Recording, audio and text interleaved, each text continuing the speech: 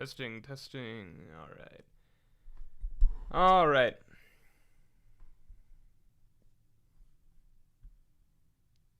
How's everybody doing today?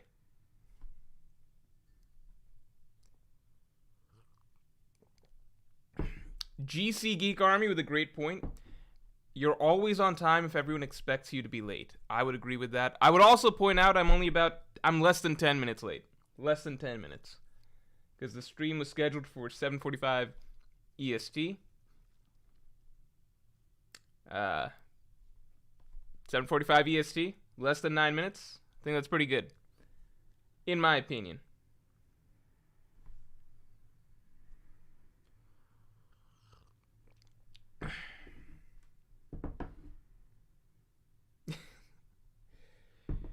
Haircut. Okay, the hair is it's hard to explain. It's looking flat right now. But it doesn't it's hard to explain. It doesn't normally look flat. It's looking flat because I slept, went to the gym, didn't get time for a shower because I was trying to rush to get back to you guys for a stream. But the hair, in actuality, it's a lot poofier than this. This is it's just flat at the moment, but it'll look different, I suppose. Come back Thursday if you want to see the complete look of the haircut. Michael Kerr, thanks for the 5. First comment, just wanted to say thanks for when you saved my grandma from those wolves last week. Very brave. Odin greater than current Yonko BTW. I don't know about that last part, but the beginning part is 100% true. I 100% agree. I back that. I endorse that. Let's get the stream likes up to 100 real quick. Also, it looks like there was a super before the stream started. Let me catch that real quick. Gara from Boruto ass haircut. Gara from Boruto or Gara from Naruto? What's Gara look like in Boruto? Oh, no. That's not what it looks like. Fuck off. That's not what it looks like. That's funny, though. Let's take a look real quick. What's the super that I missed?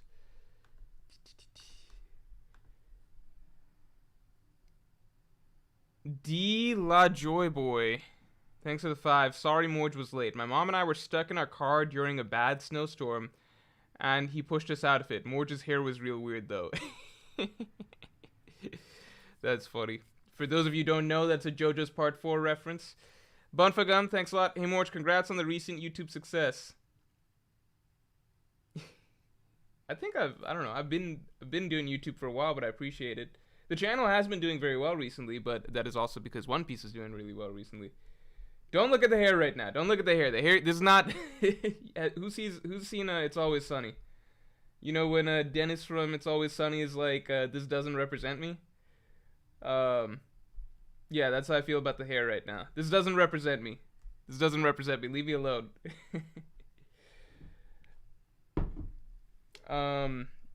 Yeah, come tune in Thursday for the final hair reveal, I suppose.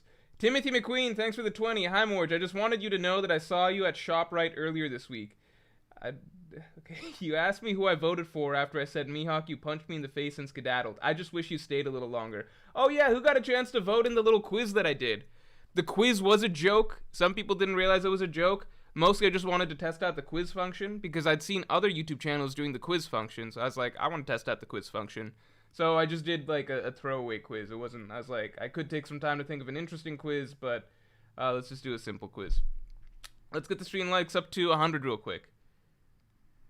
I'm not 45 minutes late. The stream was scheduled for 7:45 EST. Granted, the scheduled time did change multiple times, but I feel like as long as I schedule it and reschedule it, I feel like I'm fine, right? Romajin says the quiz wasn't funny. I mean, it's not like ha ha ha hilarious funny. It's more so I'm just testing out the quiz function. This is a shitpost quiz. Like it's not like there was very limited. There's no thought that went into it. I was surprised to see that like a lot of people were some people were legitimately upset that I had Vista as the correct answer or something, and some people posted actual responses as to like why that was incorrect. I'm like, I know it's I just wanted to test the quiz function. It's a test for future uses of the quiz, I suppose. You know. This is Celestial Dragon hair. Now I'm going to be thinking about the hair the entire time. I should have taken a shower before this and delayed the stream even further. This is what I get for prioritizing the stream. I don't know you guys were going to care that much. But, you know, it is what it is. Oh man, the stream likes still aren't at 100. That's crazy. Vista being the... I feel like at this point, Vista might not even crack top 10. Bored to Death says you rescheduled it after the start time had passed. Did I? No, I swear I rescheduled it right before 7:30. Right? Didn't I do it right before 7:30? H-Man says Mihawk refuses to duel any top tiers. If we're going off by straight feats, like actual things that have been shown in the manga, right? Actual things that characters have done in the manga. Then yeah, there's a solid argument that Vista is equal to Mihawk, right? If you want to go purely by things that characters have done in the manga, because Mihawk is the world's strongest swordsman, we have that title, but then we have Vista fighting Mihawk to a draw, so therefore Vista could be argued to be like, okay, let's put it this way: if you literally can't read, let's say it's somebody who can't read and just looks at One Piece in the like pictures, right? You're just, I don't know, you're dyslexic or something like that, right? So you just read One Piece for the pictures. So you like reading the pictures. You read One Piece for the pictures. You're looking at the pictures throughout Marineford. You're like, oh my god, this dude cut an iceberg. And then it's like, oh my god, this other swordsman showed up and is fighting equally with him. All right, I guess they're on the same level. It's also funny that Vista, like, low-key... Never mind. I was going to say he kind of looks like Mihawk, but not really. I guess it's just that they both have a hat and a mustache. Thanks, member for 7 months. Just rejoined as a Yonko, but I can't see the member name. Who is this member? Why can't I see their name? Can anybody else see their name? I can't see the name. JK Kane, thanks for being a Yonko tier member for 13 months. I really hope Roger and Dragon have an important interaction together on God Valley that made Dragon attend Roger's execution for a mysterious reason. I'm so excited to see the sheer number of potential interactions that we could get at God Valley are crazy. I was personally not even factoring in the idea that there would be I don't know, like that Dragon would be at God Valley, but now we have Kuma and Ivankov at God Valley and Garp showing up. I think it's very, very possible that Dragon could be at God Valley, especially because once you consider that Kobe was a Marine at a younger age than 17. I think Kobe was 16 when he joined the Marines or something. So, he easily could. Ender Anami says, ain't no way anyone is reading One Piece for the pictures, LMAO. Hey, well, yeah.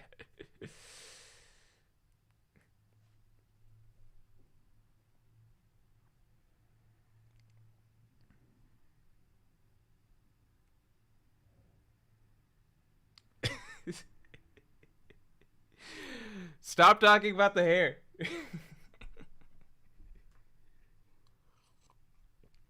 Jello Donatello says, hey Morj, would you accept my mother's cooking as sufficient tribute? I don't know. Is it good? First of all, I also know that spoilers are supposed to be coming out like really soon, right? Like some crazy ass spoilers or something like that. Spoilers that are supposedly so good. And I fucking hate when the spoiler people do this. They did the thing where they're like, at least this is what I see on Twitter, they did the thing where they're like, hey, the spoilers are too good this week, so we strongly suggest everyone stay off Twitter so you don't get spoiled. Dude, it's just like, most people don't ever want to get spoiled. So why are you guys taking this weird stance that like, okay, this week we're still going to put out the spoilers, but you know, they're so good that we don't want to ruin people's experiences for like the first time ever. We're going to care about that. So this week we'll give an extra heads up that, hey, stay off of Twitter for spoilers. Why don't you just not put out spoilers? Why don't you just not do that? What the fuck? It's like they're aware that that putting out spoilers and stuff can really fuck with people's experience. And they've got enough of like a moral backbone that at a certain point they're like, okay, this is too good. Even we, the pieces of shit that spoil everyone, would feel bad if people got spoiled this time. So let's for once actually give them an extra heads up that like, hey, really avoid the spoilers, you know? It's just so shitty because it's like, I'd rather they be not self-aware at all and just think that spoilers, that they're doing everyone a huge favor by putting out the spoilers and ruining everyone's enjoyment of the chapter. Or, I know some people enjoy the spoilers, sorry. Ruining 70% of people's enjoyment of the chapters, right? When you put out spoilers, spoil people, etc. I'd rather they just not be self-aware and think that like everyone loves them for it than realize that they are aware that they're probably spoiling a lot of people, and only in the most extreme of circumstances do they even feel remotely bad enough that they're like, hey, extra warning, this week stay off of spoilers because even we wouldn't want you guys to get spoiled this week. It's so shitty, man. Polmao, good to see you, man. Thanks for gifting 10 memberships. Hold on. Ice Cream Gnomes was gifted a membership, so you... Okay, let's go through it. Ice Cream Gomez. Beat Gamer 99, Sleeping Danger, McDonald's, Isaac Z, TV in the Attic, Francesco Acanfora, Nando B, Billy Bob, I'm Comp. All right, everybody say thanks to Polmao. Always good to see you, Polmao. Appreciate it. Polmao says, I agree, Morj, lol, it's hypocritical. It's just ridiculous. It's like, they literally know they're doing something bad every time. And in the most extreme of circumstances, they're like, okay, this one would be too bad if we spoiled people. It's like, why can't you have this mentality every chapter and then just not do... Can anybody explain to me? Is TCB scans in the chat or something? What do the spoiler people... Do they gain money? Are they getting money out of dropping the spoilers? Are they getting any... What are they getting? Is it just for clout? If they're getting money, I can at least understand it, because you got to make a living somehow, right? Everyone's got to make a living somehow. But if they're just doing it so that people talk about them, like, oh my god, read on, thank you, read on Sama for spoiling us, for giving us the spoilers, then it's just, I don't know. Then it's just shitty, isn't it? King Zebek, thanks a lot. Have you seen the new Mega theory from Library of Ohara? No. Does he have another Mega theory? I thought... How many Mega theories does he have? He's got so many Mega theories. Alright, let's take a look. If it's really good, I'll react to it.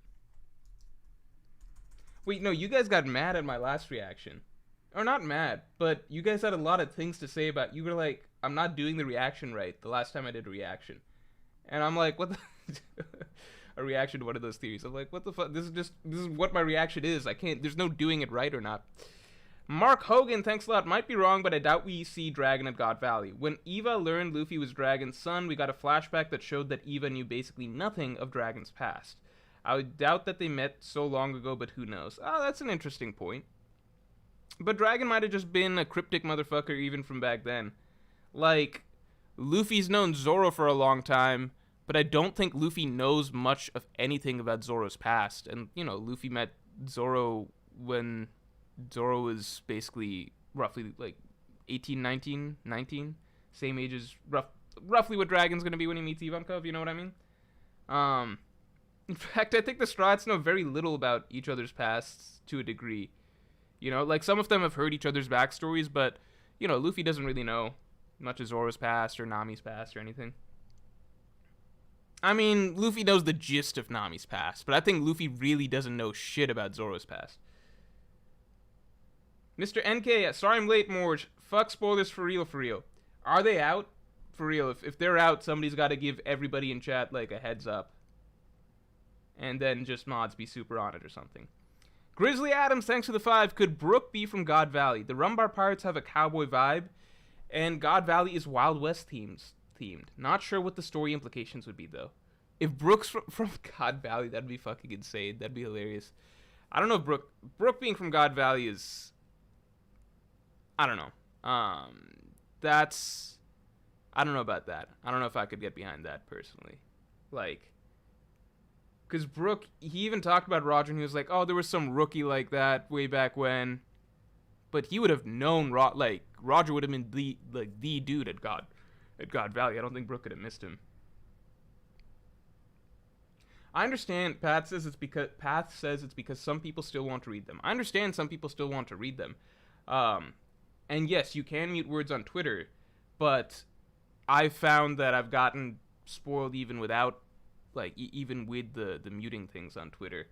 And I understand that part of it, that, like, some people want to get spoiled, and some people want the spoilers, but I'm also just like, if the spoilers just didn't exist, nobody would lose anything, you know what I mean?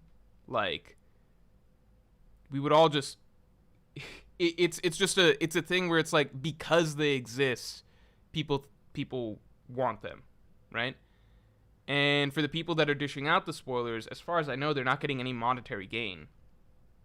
So it's like, there's no, it's a little spoiler economy that exists that's not a real economy, and that really doesn't need to, like, you it's a supply and demand thing where the person that's supplying them, right, doesn't need to be supplying them at all. They don't make any money, as far as I know, off of them. And then the demand only really exists because they started getting that supply, right? Once you start getting a taste of the spoilers, then you're like, okay, I want more spoilers. But if nobody was dishing out spoilers, then you wouldn't be like, oh, well, I really want spoilers. Because it's kind of like, nobody exists right now that, like, One Piece chapters are written weeks in advance. So imagine if somebody was able to get us spoilers 3 weeks out, right? 3 weeks in advance. We'd know what's happening 3 chapters down the line. Imagine that, right?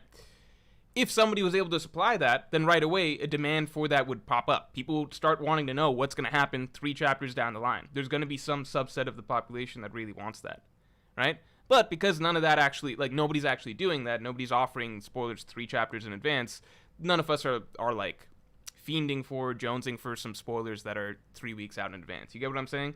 Like, the demand for spoilers only exists because there are people that started spoiling and putting out spoilers. And if people who put out spoilers suddenly disappeared off of the face of the earth, I'm not saying kill them, but I'm saying they just deleted their Twitter accounts or whatever. If that just happened, then people would very quickly get used to not having spoilers, and we'd all just read the chapters on time. So, I don't know. Just my thoughts. Kino the Far, thanks a lot. Good morning. I think I met you at a party. I tagged you in the photo we took at the party on Twitter. No. No, you didn't. Do you think Joy Boy was a Buccaneer? Do I think Joy Boy was a Buccaneer? Yeah, I'm on board with Joy Boy being a Buccaneer, because his hat's so fucking big. So I'm on board with that now. Haven, thanks for the 5. Hey, Morj, if Kuma, and plus Buccaneers are supposedly like the original pirates or something like that, so it makes sense. Hey, Morj, if Kuma comes to Egghead to save Luffy, what are the chances that the Luffy/crew realize that nothing happened? I would rather that they never realize the nothing happened scene. Because that's kind of the power of the nothing happened scene for me. Unless it leads to some crazy, interesting plot or story or character development between, let's say, like Luffy and Zoro or something like that, and it opens up a really interesting storyline, that would be cool. But if it's just for the sake of Luffy finding out, then I'd rather it not happen. Let's get the stream likes up to 200 real quick. DW Crow, thanks for the 10. Devon is Doberman. They were outside of the dome, so they infiltrated the Marines to get on the island. Doberman got more screen time than any Vice Admiral and is next to Saturn every time we see him. Devon being one of them, that would be pretty cool. But I feel like it's way harder to infiltrate the Marines than the Straw Hats, because the Straw Hats, like, the people inside Egghead's base, right, they were all split up in different spots. I imagine it would be easier for Devon or Lafitte or whatever to catch them and infiltrate whatever there, right? Versus the Marines, those are a bunch of really crowded ships with a lot of characters, so I feel like it'd be harder.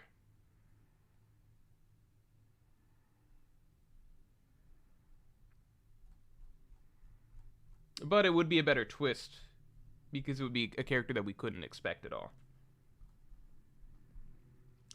Jordan Taylor, thanks for being a member for 13 months. I can't believe I was spoiled on the name of one of the new Celestial Dragons. Morj D Racist, being the only Celestial Dragon with a D.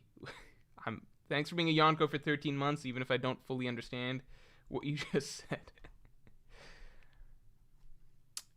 D La Joy Boy, thanks for the 10. Morj says Luffy not using Conquerors versus Kizaru is dumb.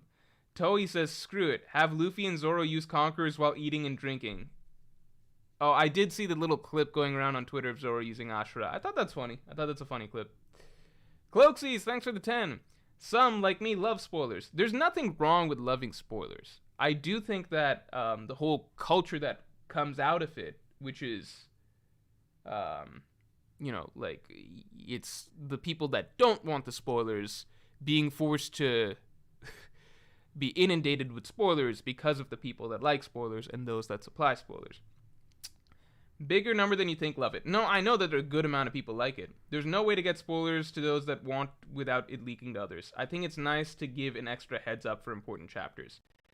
Okay, so we just disagree there because while you love spoilers, you wouldn't think twice if we weren't getting spoilers.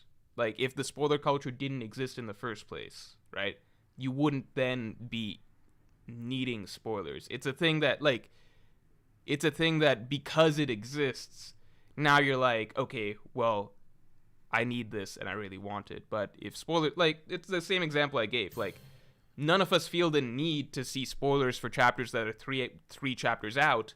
But if that culture suddenly came out, like if somebody was suddenly able to actually give us spoilers for 3 chapters in the future, then suddenly this whole new spoiler culture would pop up and people would think, yeah, I really, really love getting spoilers for 3 chapters in the future and I really need it. It's like, no, you didn't, because you didn't before it existed.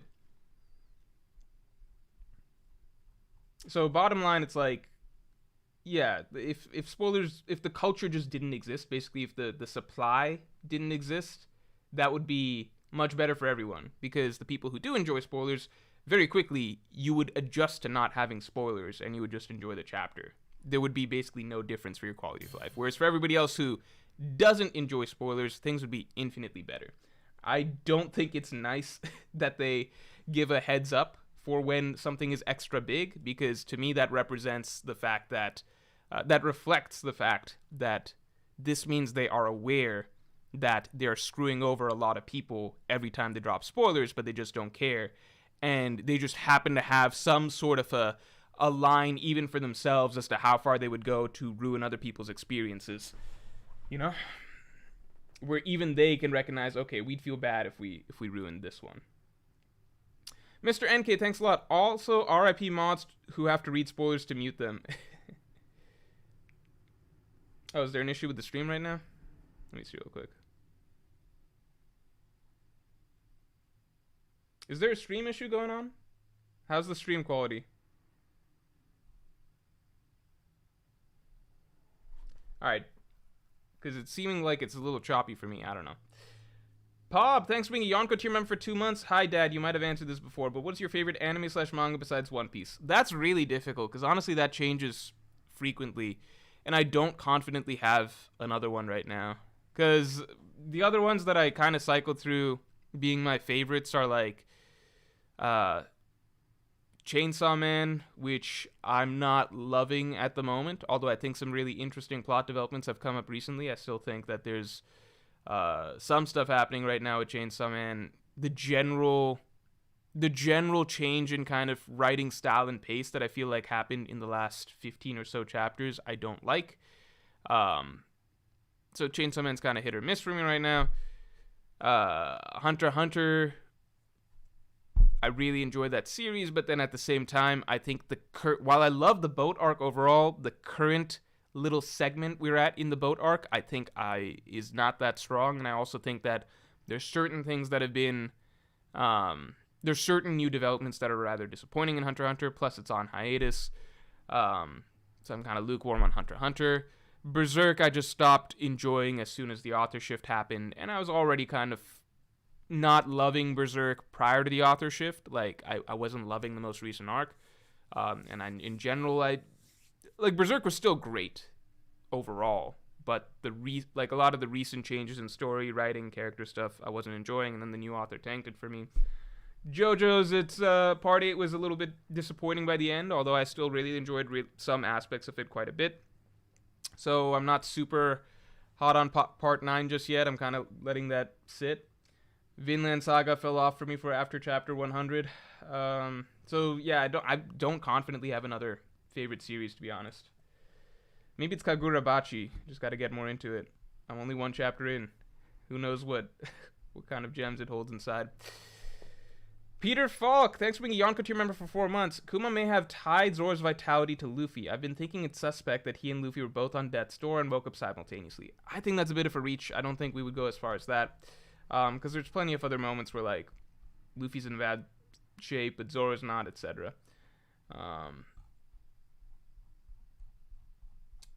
Yeah, quick check. Is screen quality something going on? Screen quality. Stream quality going on? Yeah, we'll get to God Valley in a second. Let me go here. Lagging a bit. Okay. I guess, whatever. We'll figure it out. As long as it's nothing crazy, we're fine. All right, let's get the stream likes up to 200 real quick. Let me catch up on these. Oh yeah, you guys also told me about some mega theory. The biggest void century theory ever created. Damn, that's kind of cool. Somebody said this at one point, and I kind of agree. This is no offense to any YouTubers in particular or whatever, because I understand having to do what you got to do. But there is more of a trend now of like, this is the craziest or this is the best or whatever. Like, instead of just saying what the theory is, kind of saying like, this is the biggest or this is the best or this is the most awesome. That's a trend. I think it started with O'Hara's video, and I think it was cool when O'Hara did it because it was like breaking new ground.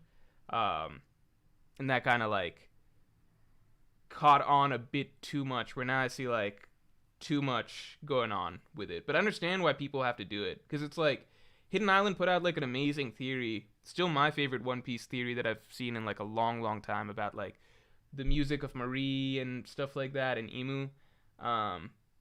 And then I think later on he changed the title to something else, like the best emu theory ever, and then the viewership went up a lot, which is fair because the theory deserves a lot more viewership. But then at the same time, the overall trend of like everything I've seen, because I don't watch One Piece content that much anyway at this point. I think in general I don't watch other people's One Piece content pretty much now. But I'm even less likely personally to try and watch anything when I can't understand what the video is really, like what the theory is, or like what you're like pushing in the title, you know? If everything's like, this is just the best thing I've ever seen, or this is the best, I'm like, they can't all be the best thing I've ever seen. One of these has got to be wrong. So, I don't know. That being said, it also makes sense why you just got to do it, because it gets you results. And I know Archer, the amount of work that he puts into these huge mega theories, right? It's very impressive. So it's like, you want those to do well. And it looks like this one's already doing really, really well. So I guess, you know, you got to do what you got to do. And this is fair, I guess, for the level of work that he put in, obviously. But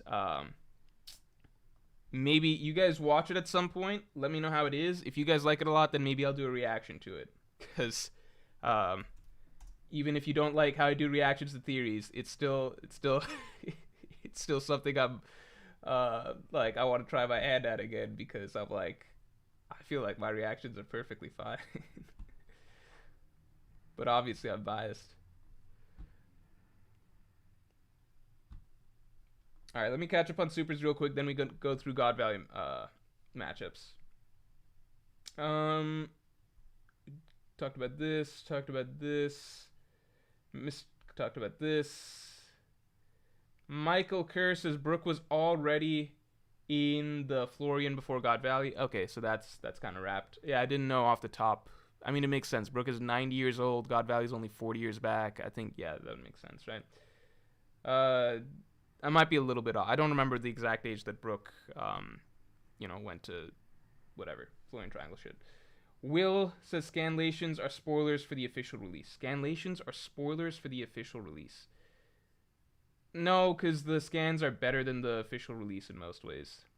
Like, at this point, you're much better. Like, the official release, I think you'd have an argument if the official release quality was basically the generally accepted best quality, but if you're actually reading One Piece, like, if you read a Viz chapter and it's just like, this was written by some sort of an AI robot or something, or someone who thinks they kind of understand human language, but not really. Viz used to be good for an accuracy check, and this is something I talked about recently. I tweeted about this recently. Viz used to be good for an accuracy check. So if certain things are like certain words or phrases TCB might take some liberties with, then Viz is more likely to be correct about what the actual phrasing is. But in recent times, Viz has been getting exposed more and more by like actual Japanese speakers and like Sandman and shit like that, as being bad at accuracy as well. Still better than TCB in accuracy overall, but it just doesn't have anything going for it, because like TCB is the best for readability, like actual normal ass human dialogue. And then if you want an accuracy check, you can just go to Twitter or whatever sources and basically be able to read up on the corrections, basically. There's no real reason to go to Viz at this point. Again, I still subscribe to Viz. I pay my whatever $2 think it's $2, might be $3 now. $2 monthly subscription or whatever. Because it's just supporting One Piece. I still encourage people to do that, but I don't encourage people to actually read Viz because it's stupid. Grizzly Adams, thanks for the 5. Brooke would have missed the incident. That's why I'm not sure if there would be any purpose in the story. Unless Rox is also from God Valley, so Brooks knows him. Okay, so Brooks is just not there. Tawa says, LMAO, I'm thinking Zora's going to get storylines more. I'm just throwing it out there. I don't believe that it's actually going to happen, but I'm just throwing it out there. Joss Nesbitt, thanks for the 5. How do you feel about Thriller Bark being God Valley? I don't think that Thriller Bark's God Valley. I would hate it, but it might make sense because of all the Rocks Pirates corpses and West Blue stuff. That's tricky because it's like, just because there's corpses from there doesn't mean that... That's an interesting point, though. I would never have considered that, but that is a really, really interesting point. Because in theory, like, some people believe that there's up to 3 Rocks Pirates corpses there. I mean, Captain John is there, and some people believe that there's 2 others, like Silver Axe and, like, Wang Ji and stuff. Yeah, I never considered that. That's interesting. Dila Joyboy, thanks for the 5. Bagard versus Rocks. Garp and Roger versus Captain John. Baby Shanks versus Kaido. And Garling versus Whitebeard. Ginny versus Big Mom. Yeah, I feel like some of these matchups might be a little skewed. Not an NPC, thanks for the 2. More just secretly growing out the Figarland cut.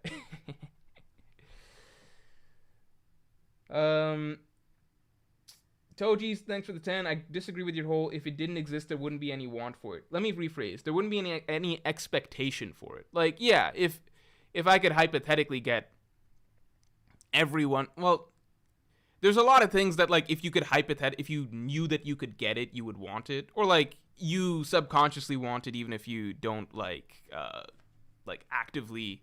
think about it, right? Like, people would probably want to know, like, the general desire to know what's going to happen in the next One Piece chapter. That would, of course, exist in everybody's minds, regardless of whether spoilers are being released or not.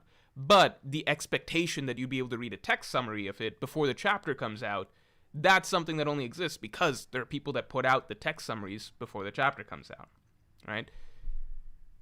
Many always want info/chapters ASAP. Yeah, I agree with that. People don't like waiting for anything. You're just prioritizing non-spoiler people.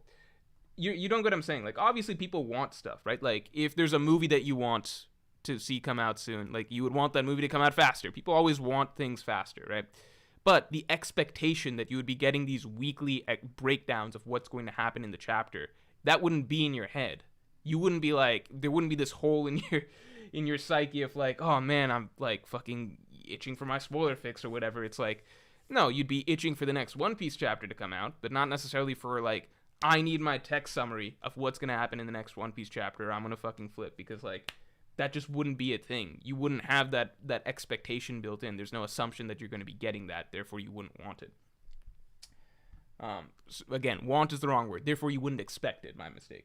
Hino the Far, thanks for the 2. Party Morj said how many OG okay. Party Morj said he's you. Okay. How many OG warlords at God Valley? OG warlords at God Valley. I mean, a lot of people are saying Crocodile. I don't know if Crocodile needs, like, it'd be cool if Crocodile's there, but it's just, I'm of the opinion that, to me, it's kind of like, I don't think you need to have been a slave to have wanted to take down the world government or something like that, right? So I don't need Crocodile's motivation to have been born from God Valley. So it's cool if Crocodile's there, but there's already so many other characters that are going to be there. It'd be cool maybe if Crocodile's an Easter egg that we see or something. What else? Crocodile, Boa Hancock, too young, right? Jinbei, no. Mihawk would be random as fuck. I didn't get the sense that Mihawk was a former slave.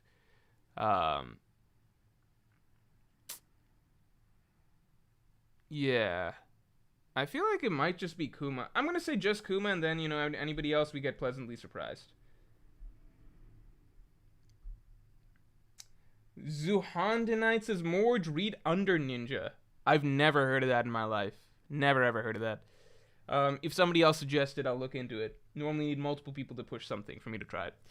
Mr. NK, thanks for the 5. Morj, have you ever read/watched Hitman Reborn? It's a classic that not many people here talk about anymore. Alright, so funny story. So, okay, the mention of Hitman takes me way back to 11th grade biology class, alright? 11th grade biology class. So at this point, I forget exactly why this came up. Okay, at this point in time, I wasn't a huge like. I was into this point in time, I was obviously One Piece was the main thing. One Piece was my main thing, and then I still like. I think at this point, I still enjoyed Bleach, still dabbled in Naruto, Fairy Tail, Kenichi, like just random stuff. I was still just trying out random manga and anime and stuff like that. But here's the thing. So at this point in time, I had no friends that I could really talk anime with. All right, no friends that I could really talk anime with. I had one friend, but it just didn't come up that like he wasn't huge into it.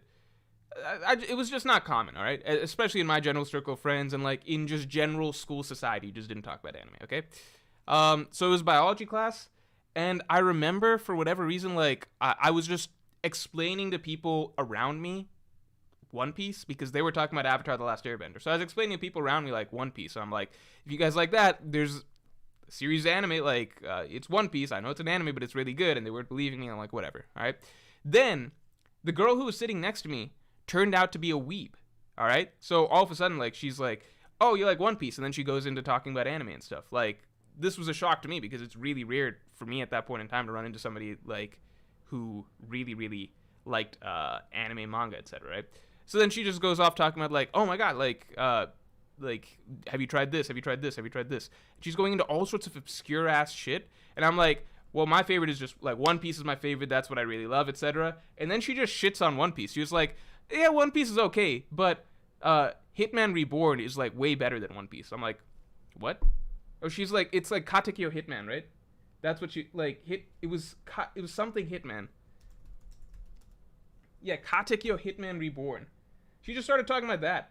And she was like, she was just like, she just brushed off One Piece really easily and was just like, you should try Hitman Reborn. It's way better than One Piece. And she was just like very, very, like dismissive of One Piece and like went, like she didn't go into super detail, but she just like was like, yeah, Hitman Reborn's way better because it's got this, this, this. And she just like fangirled out about Hitman Reborn for a while and was basically like, it was the old school way of basically just being like, yeah, what you like is completely mid and basic, and you need to try this other series that's 10 times better and it's going to change your life. So, spoilers, I never fucking read Hitman Reborn because I was just like, there's no fucking way it's better than One Piece. I was just like, you've just turned me off this series forever. I don't believe you. I was still polite in the conversation, but I was just like, alright, this girl's obsessive. She was very, very deep into anime manga. And when it came to shonen stuff, she was just like, Hitman Reborn is king, and everything else is worse, including One Piece. So I'm like, I don't trust this person's opinion. Pat Galley, thanks for the 2. Did you check the UFC event I told you about? I missed the event. Turns out you got to pay a lot of money for these things, which I'm not going to do. Also, I just didn't have time Saturday, but I missed the event. I did see the winners, and I saw some posts about the winners, and all the winners, it's hilarious. All the winners look exactly the same. For every matchup on the card, they all look the same. I thought that's funny. Died Just, thanks for the 2. We should see Roger with the straw hat. Yep. Dull Daddy, thanks for the 5. Hey Sir Morj, was just curious, does your opinion on the Viz translations apply for their other series or just One Piece? I am not in-depth enough into other series to have a strong opinion of Viz versus their other translations. I'm just not in-depth enough into other series to be able to confidently say that. The way I do it for other series is like, usually I'll just look up, I don't default to Viz if it's a shonen, Jujutsu Kaisen Online or something. And usually the first, like, I'll look through the first couple links that pop up, usually be a site like Read Jujutsu Kaisen Online or something, and usually I feel like the translations there are good. Like, if the scan quality looks clean, the line, like, everything reads well or whatever, I roll with that. I might compare contrast between a few other links, but then usually I just go with whichever one seems the best out of those links. I usually don't compare to Jujutsu Kaisen. Or sorry, usually don't compare to Viz.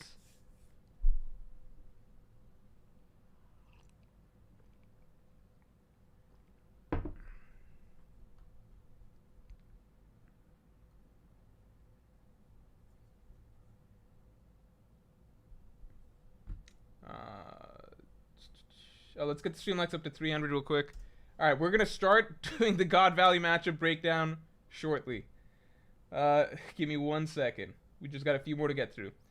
Yusuf says, all this hype got me thinking Rox was revealed. Oh, man. I really hope... Okay, I'm going to say this. I hope Rox is not revealed next chapter. Because the video I put out tomorrow is Rox related. So it would... You know, if we get Rox next chapter, I think it would be cool. It's complicated. You'll find out. You'll find out. The video tomorrow is Rox related, though. The Real G Rees says, do you know why people call Green Bull Twerk Bull? Yeah, because he's basically like, it's just a way of disrespecting Green Bull. All right, let's just leave it at that. It's a funny name though, and I laugh every time I see it. Dealer Joyboy, thanks for the 5. Croc and God Valley could connect to the secret that Ivan Kopp knows. Yeah, that's true. That's true. I've seen people bring that up, and I'm like, yeah, that makes sense. Zahundenheit.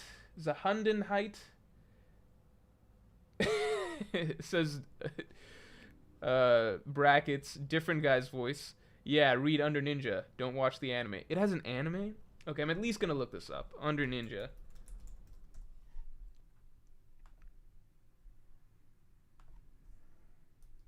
The anime style looks interesting. Okay, I just gotta show you guys something real quick. Hold on. So I look up Under Ninja, and this is what I see. This is Under Ninja. This just looks really funny to me for some reason. I'm sure this is not the best representation of what this manga/anime is about, but this is just funny to me. So I'm not sold on it just by looking at it. That's what I'll say.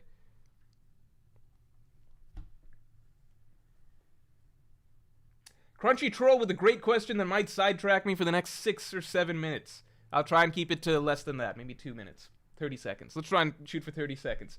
Crunchy Troll says, first of all, thanks for the 5. You tweeted about Cody, IBEW's Amazing Losers Run. What's your history with Melee?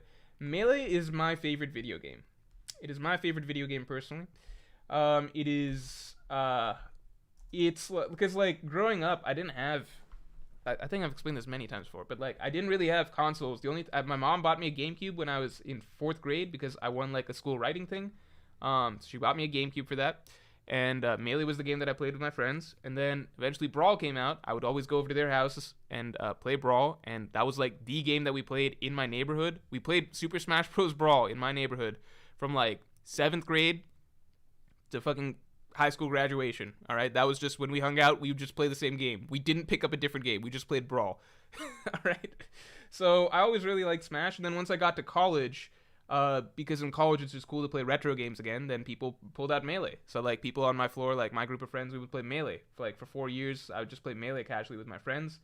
Around that time, like I learned more about Melee's like esports scene. So I wasn't a competitive Melee player or anything like that, but I started watching and like tuning into Melee stuff in college. I watched the Smash doc, and then out of college I started actually like dabbling in like learning advanced tech and stuff like that. And I went to some local tournaments. I was in Baltimore, so I went to Xanadu's. I went to several Xanadu's. I probably went to Xanadu like 4 or 5 times or something like that, right? And then just like out of busyness, like I didn't have time to play Melee as a hobby, or like it's a very intensive game, very intensive hobby. So then like for several years I just didn't play Melee or whatever, but I still like, I was always a viewer, on-off viewer basically. And like some years I watched quite a bit, some years not so much. Hungry Box's Rain, I'll just tell you, I tuned out for a lot of that, but I would tune in for little bits. And then during Slippy time I played Melee quite a bit for like a little period of time. Now I haven't played Melee in some while. Once in a while I'll pick it up. I had to wipe my computer. I told you guys about the computer issues I had a while back, right? Like a month or 2 ago. I had to wipe the full computer so I don't have Slippy on here anymore. So not tempted to play Melee anytime soon. But it's always fun to tune in and watch once in a while, right? So Cody is my favorite player now. I was an Armada fan initially for like when I first really started watching, like 2015. Then I became a Mango fan for the longest time. And then recent years has made it harder for me to be a Mango fan for various reasons. Just like slowly getting tired of his personality and like how he treats certain people. and like a lot of the narratives that he pushes, which I think are really unfair, and like it's kind of hard to just ignore that at a certain point. And also just like Cody's Fox is, I think, like a real, like, I think Cody gets a bad rap, even though like the way he plays Fox is really, really, really impressive. The manner in which he approaches the game and how he thinks of improvements and how he solves matchups and stuff like that. And I learned a lot watching his stream and stuff like that as well. So anyway, that's my brief Melee history. So that's why I'm a big Cody supporter. Also, Cody knows who I am. That's another reason I support Cody, which is like I've messaged him sometimes on Twitter and like he's recognized the name, like not DM'd, but like I've commented under some stuff, so he recognized the name. So when I come into his stream, he knows who I am. He's like, oh, this guy's a One Piece YouTuber and stuff like that. And we've talked back and forth in his stream a little bit about like one day potentially having me on. So if you guys want to push the get Morj on Cody's stream agenda, I will happily ride that wave. But yeah, Cody knows who I am, which is that's cool.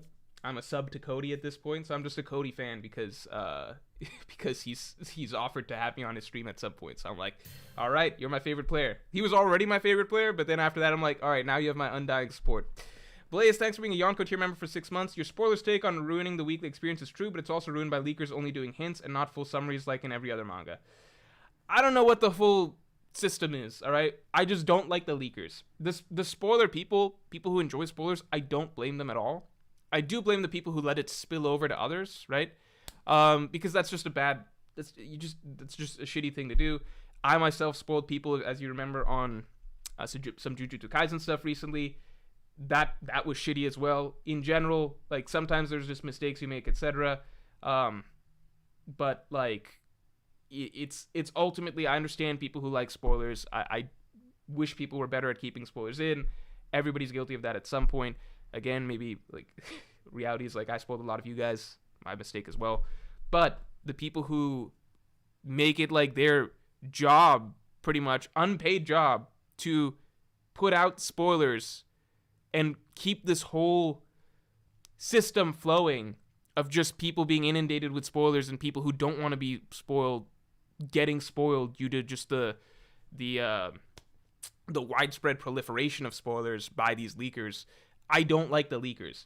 Again, if they're making money, I could understand, but I don't think they're making money. Can anybody clarify? I wasn't looking earlier. Can anybody clarify?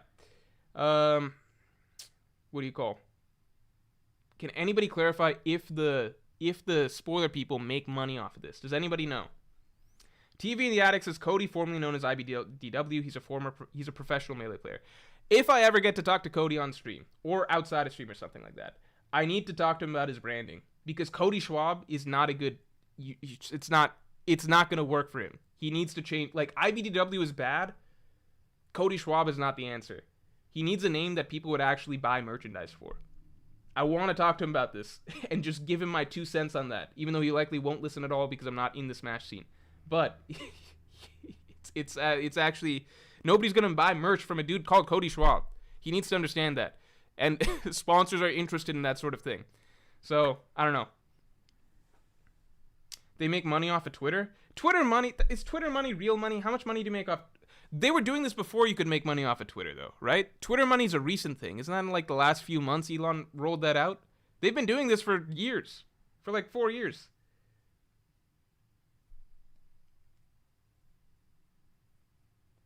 The fact that you got to go and like clarify to some people that he was known as IBDW, now he's known as Cody, it's not good. It's not good for branding at all. There's so much more that Cody could do for his branding. It's crazy.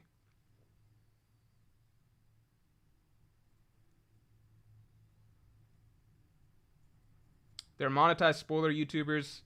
YouTube, I feel it's easier to avoid spoilers, personally.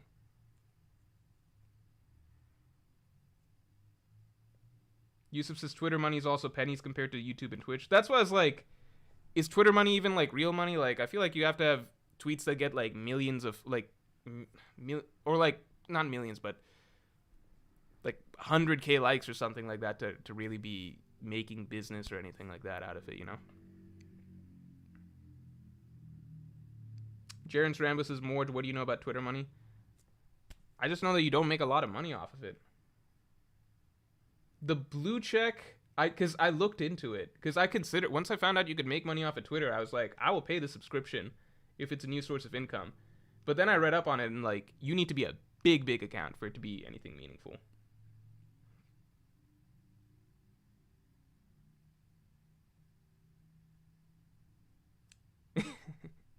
Jan Strambo says, Morj, what do you know about branding and sponsors? One, my profession, like, outside of this, for the longest time, was digital marketing, right? So that is my bigger area of expertise. And two, I know enough about sponsors, I'll say that. But I understand that esports sponsor scene is very different from the YouTube sponsor scene, which is more, esports is more like a marriage. You're in it for the long term. Whereas YouTube is, you know, you kind of whore yourself out to a variety of sponsors. All right, let's. Oh wait, I got a few more things to catch up on here. Hold on.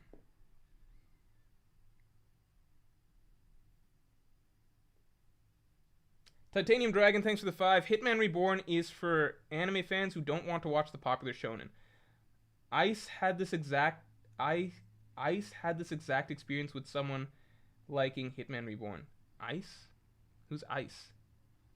Ice, the Melee player? Maybe I'm just thinking about Melee right now. Okay, I guess that makes sense. Free Mr. Pickle, thanks for the 7. How many chapters do you think we got left in Egghead? I looked up something about Reborn, and I read that the ending is bad. So in my mind, I was like, okay, I feel justified not reading it.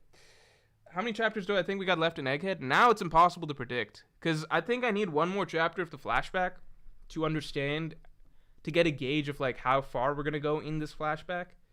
Because if it feels like, okay, we're going to get the full God Valley incident here, then we could be in Egghead for another, like this arc could take like another 20 chapters to wrap. If it feels like we're going to wrap the Kuma stuff pretty quickly, then maybe we're out of Egghead in like less than 15. Jensen Peters, thanks for the 2. Morj, why haven't you watched/read Mashal yet? Because I've heard that it's a funny, just some things I've read online, I've heard that it's a funny concept that doesn't, like, it's an interesting little concept that doesn't stay interesting. Cloaksies, thanks for the 2. Please look up Rooster Fight manga. It slams One Piece. I've seen, like, images of that. It looks like a funny series. Died Just, thanks for the 2. I think Rox Roger Garp competed and caused chaos. Competed and Oh, you think they competed in the human hunt? I mean, I guess, depending on what your meaning of competed is. And Migdio Alvarez, thanks a lot. Hi, Morj. I think it is unrealistic to think that the Gorosei are Yonko level or above, since between the Admirals, Seraphim, Holy Knights, 5 more Yonko level characters seems like a lot for the Alliance to beat. I like that, though. Because the Alliance is going to have to, like, I really like the idea that we're going to have to really, like, they're going up against a stacked deck, right? It should feel like the most difficult, grandest rebellion imaginable, right? So I feel like we've all imagined that the final war of One Piece is going to involve a lot of characters from all parts of the sea and like throughout their adventures, etc., basically being brought back to the table to have to fight against the world government. For that to make sense, the world government needs to be stacked, right? Because yeah, like, they've got the Admirals, they've got the Seraphim, they've got Holy... Like, Admirals, one, we got to take into account possible defections. That's the big thing, right? Akainu, I think he's still going to be a bad guy by the end of it. Or at least an obstacle, right? But Fujitora, I think we can take him off the board. I cannot imagine Fujitora being a villain, like, trying to fight on the side of slavery and oppression. It would be so contradictory to his character, it makes no sense. Fujitora, take him off the list, right? If anything, you can maybe add Fujitora to the good guy's side. I don't know. Kizaru, his future's up in the air too. Kizaru's future is officially up in the air, right? But beyond that, Gorosei, let's say we got one Gorosei going down here. I think Saturn goes down here, right? Beyond that, we got, let's say, 2 to 3 Admirals, right? Seraphim, 9 Holy Knights. I don't think all the Holy Knights are like Figarland level. I imagine there's a wide variety of strength there. And then 4 more Yonko level characters, and then Emu, right? So that's crazy, but then you got to think on, like, the good guys' side. Like, you've got all of the Straw Hat Pirates, and then you've got all of the allies that they've made. You've got the Revolutionary Army, Dragon, Sabo, the Revolutionary Commanders. You've got the Wano citizens with all of the Wano Samurai and Yamato. You're probably bringing back, like, Marco and characters like that. Characters we probably haven't even thought of in some time. For all we know, Katakuri could be on their side. For all we know, Mihawk is on their side. For all we know, Aokiji is back on the good guy's side or something like that. I like the idea that they're really going to have to scrape together every scrap of support that they can to take down this world government. I feel like it's just more dramatic that way. So I'm loving what we've got right now.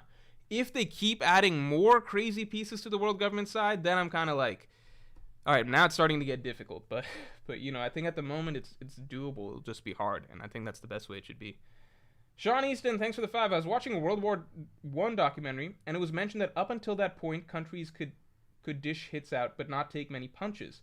But World War I was the first war where countries could really take a punch. So Yonko can both dish damage out and take it. Admiral's dish can't take. I think that's an interesting idea. I wonder, does Akainu hold up to that theory? Akainu did, like, 1-2 good hits from Whitebeard did really do a number on him. So that is something to consider. But at the same time, Akainu and Aokiji fought for 10 days. But neither of them, as far as we know, are advanced Conqueror's Haki users. The World War I analogy is, okay, interesting, I guess. But it might just be Kizaru that's a little bit more fragile. We don't know. Alito5, thanks for the 5. So what's Smoker up to? I love being reminded of Smoker because I forget about him all the time, but I like him as a character. So anytime he gets brought up, I'm like, oh yeah, that character that I like might still show up. I totally forgot about him. Because Tashigi is out doing stuff. Marines from the base Tashigi was at are about to kill the man curing those kids. That's true. Which is fucked up. I didn't think about that. Like, yeah, like, Doll is kind of shitty, isn't she? I don't know what Smoker's up to. I like to think that Smoker will swoop in heroically at some point and contribute in some way. That's all I gotta say. Party McFly, thanks for the 5. Had a thought after last week's stream. Could Emu be at God Valley? Why would Rox just attack a bunch of random Celestial Dragons? My thought is that Rox attacked a bunch of random Celestial Dragons because that's like one of the best opportunities to attack Celestial Dragons, right? Like a large group of Celestial Dragons. That's normally they're up there at Marijua, guarded by. To get to Marijua, you got to go through. You got to deal with admirals. You got to deal with holy knights. You got to deal with Gorosei. You got to deal. Yeah, you got to deal with a lot of stuff. Even CP0 if you want to throw them in, right? Some of them take a vacation down to Earth. It's not all the Celestial Dragons, but it's a good number of them, and they're objectively going to be a lot less heavily guarded, right? In a place that's a lot easier to get to than Marijua, and it's not their home turf, right? So it's honestly the perfect, Emu himself doesn't need to be there. It's already the perfect, what? Holy shit. Hey, somebody get on this shit. Somebody destroy Void Sentry this guy. Destroy him. Who is this person? Get rid of him. Void. I saw the chapter title. Fuck. I saw the chapter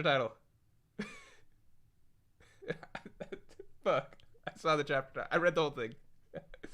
I glanced, I read the whole thing. Someone destroy this guy. Nuke him. Alright. I guess I'll do it myself.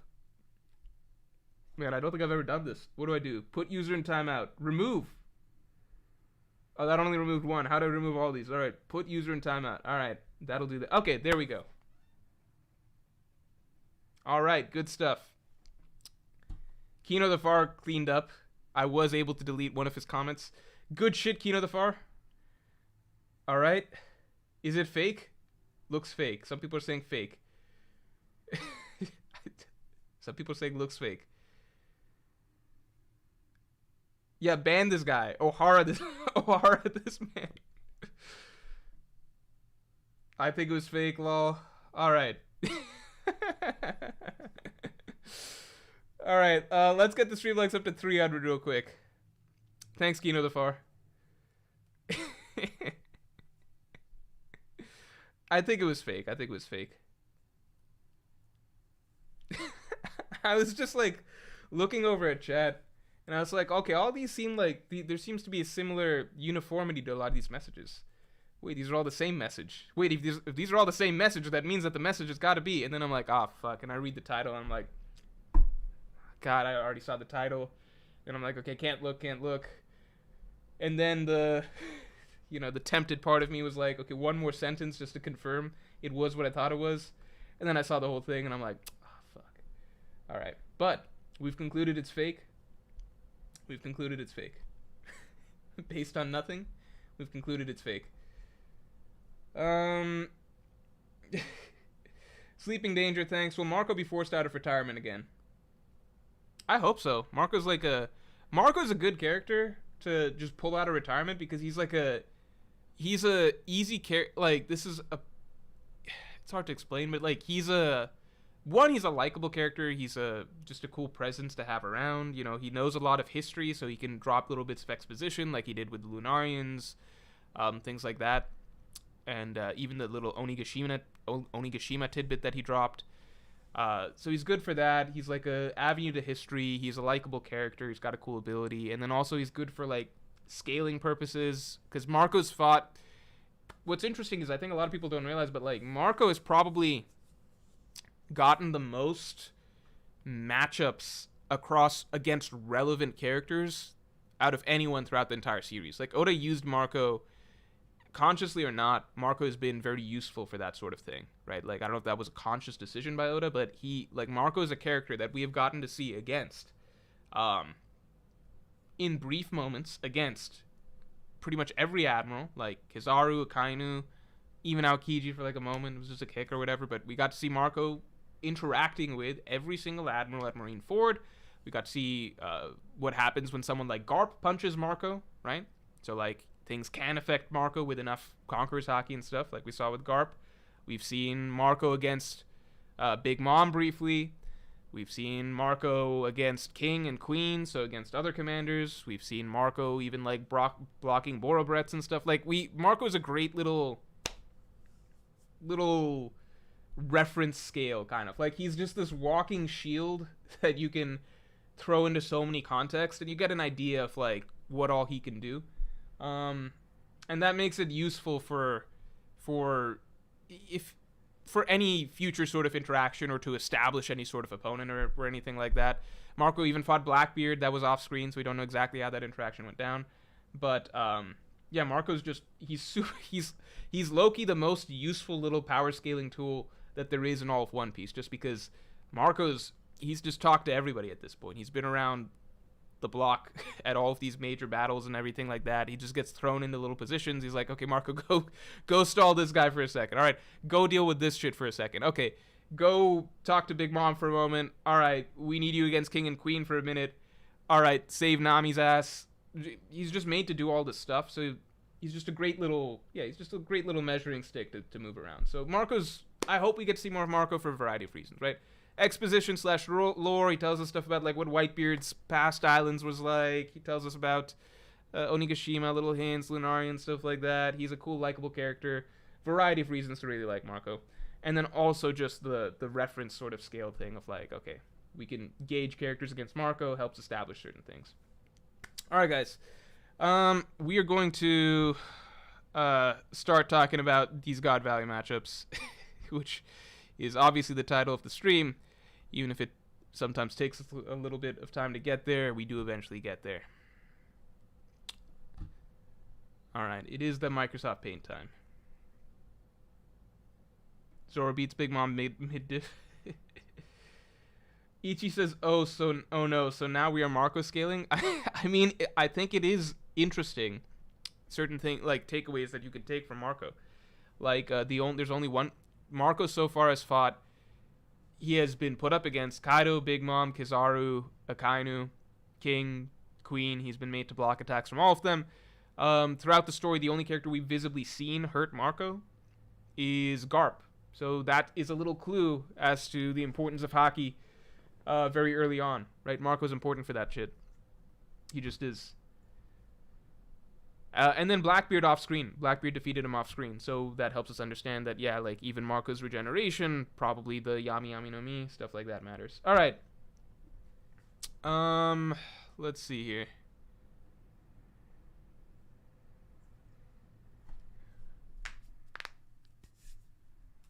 God Valley predicted matchups.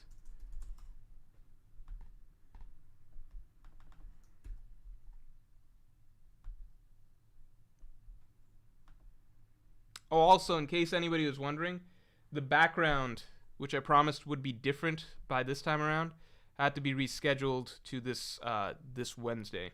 So, wait one more stream. Thursday's stream should have a different background. All right. Terrence Rambus says, why is Marco the anti-Sanji? That's one thing that's interesting. I think that Oda has used Marco to in so many of these contexts, right? But I don't think that Marco's ever been made to really look bad, you know? Like, yeah, I think period.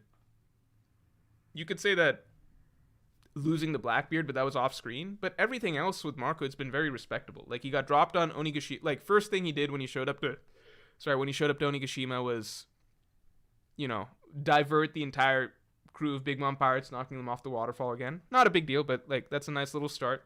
Then after that, like he clashed with Big Mom for a bit, and Big Mom was literally like, "You're too much of a pain in the ass to deal with. I can't do this right now with you. I have to go. I have to go somewhere else." Which is kind of crazy if you think about it, right? Not saying Marco can beat Big Mom, but it's like you can't argue that like Marco looked real. Like that's a pretty great showing, right? That Yonko herself acknowledges that you're too much trouble to deal with. After that, King and Queen, Marco's handling them by himself for like, I don't know, 10 chapters or something like that. I don't remember the time frame. That's pretty impressive. I think that nobody would really expect any first mate to have to do that, but Marco did. And yeah, just across the board, like, you know, he stops Kaido's Boro breath a little bit later, even though he said that he was like really tired and low on energy. He does a lot of shit. Sleeping Dangerous says, if Marco could do damage, he would be broken. Yeah. Yeah. Marco, that's his failing, right? But the Phoenix Fruit is still really, really, you know, good for, like, it holds up so well against pretty much any. I think from what we've seen, there's nothing, like, we've seen it block, like, Kizaru's best shot. We've seen it block Akainu's magma punches. We've seen it stop, like, Big Mom's favorite homie, Prometheus. We've seen it stop Kaido's Boro breath. The Phoenix Fruit seems like pretty much like it can handle anything except strong Haki, because that's what got him with Garp. So that's something to think about. And then obviously Blackbeard's Yami Yami no Mi should be very effective against it. So arguably the best defense, but you know, you got to trade that off somewhere. Jaren Rambo says, you were saying seeing Sir Croc is 50-50, unlikely. I don't know. 50-50, it's too hard to put odds on. Okay, if you were to ask me if I got to put odds on it, I would say I'm not going to bet on Croc being there, but I wouldn't be surprised if Croc is there. I just don't think Crocodile would play a huge role, but I wouldn't be surprised if Crocodile's there. Vens Bovice says, off-topic theory time. Imu's Devil Fruit is ink, and Luffy's is imagination. Their clash will be fought through the pages and break the fourth wall. Think JJK Purple. That's a cool idea. I'm leaning more towards, though, at this point, that Imu's just got a mythical zone. It just feels kind of right, considering what Luffy's is, and considering what the Goroseis is shaping up to be, and considering Imu's transformation. But I would love if it's something that could interact with Luffy's ability in a more creative way, like both of them stretching the bounds of reality in some sort of fourth wall breaking manner. So ink is a cool idea.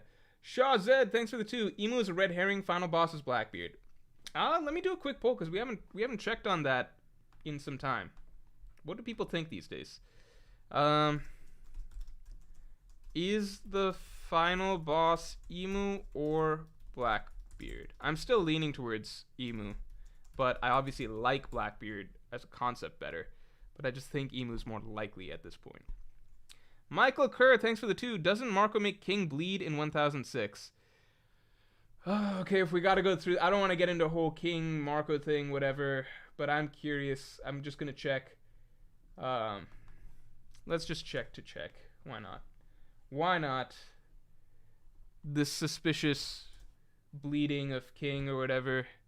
Does he have the flames on? All sorts of complications that come there. Let's see. Where are we at? Oh, yeah, the random carrot. This is so fucking random. Carrot and Perispero. Like, why even? Whatever. And then Carrot is rewarded for doing nothing in the war. Because oh my god, read this part of it. Hyogoro is he going through his ice shit? Is the ice shit happening right now? Oh yeah, it's the ice shit. All right, let's really skim through this chapter. Where's this bleeding king? Where's this bleeding king?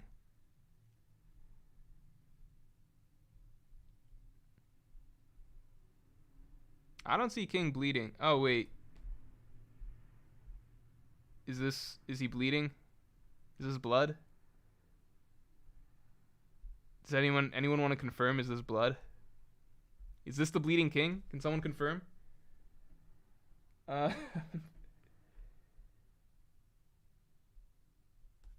someone confirm. Is this 67%, so 2/3. I thought it'd be more extreme, honestly.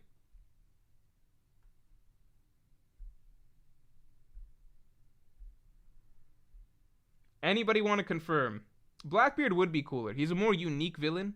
Blackbeard is a far more unique villain than the typical, evil emperor of the world, etc. But I think that ultimately Im fits the ideas of One Piece very well in terms of how he's built up, introduced, role, and Imu is a very menacing figure. It would be very epic, you know, to have Imu be the final villain. Let's get the stream likes up to 400 real quick. Let's see if we can do that. Can someone confirm? Does anyone see bleeding? Does anyone see bleeding? This is actually kind of a big deal. I know Paris Farah's bleeding. I know Queen's not in good shape. Is this blood happening here? All right, sweaty mask. All right, it's not okay. You know what? It doesn't matter. It doesn't matter. Michael Kerr says it's literally dripping out the mask. Yeah, I could agree with that. That's nuts though. So could Marco? Because King had his fire on. While I say it doesn't matter, at the same time it does matter. You know what I mean? It's one of those where it matters, but it doesn't matter. Jose Larios says, is it soda? Is it spit? It matters, but it doesn't. It matters, but it doesn't. Dom said, thanks for the 5. Do you think the cleansing games still go on, or did they stop after the God Valley incident? Also, did you see that Randy is a writer for season 2 of the live action? Okay, so let's talk about Randy first real quick. I think it is fucking awesome. Randy did hint as much that there was... okay, so I got to speak with Randy a while back on his channel for live stream collaboration. So he didn't give this level of detail or whatever, but I was given the hint that he was going to get to be involved in season 2. So it was awesome to see him in like this full lineup of all these writers. I also didn't know One Piece had that many writers, so maybe it's more than first season. I don't know.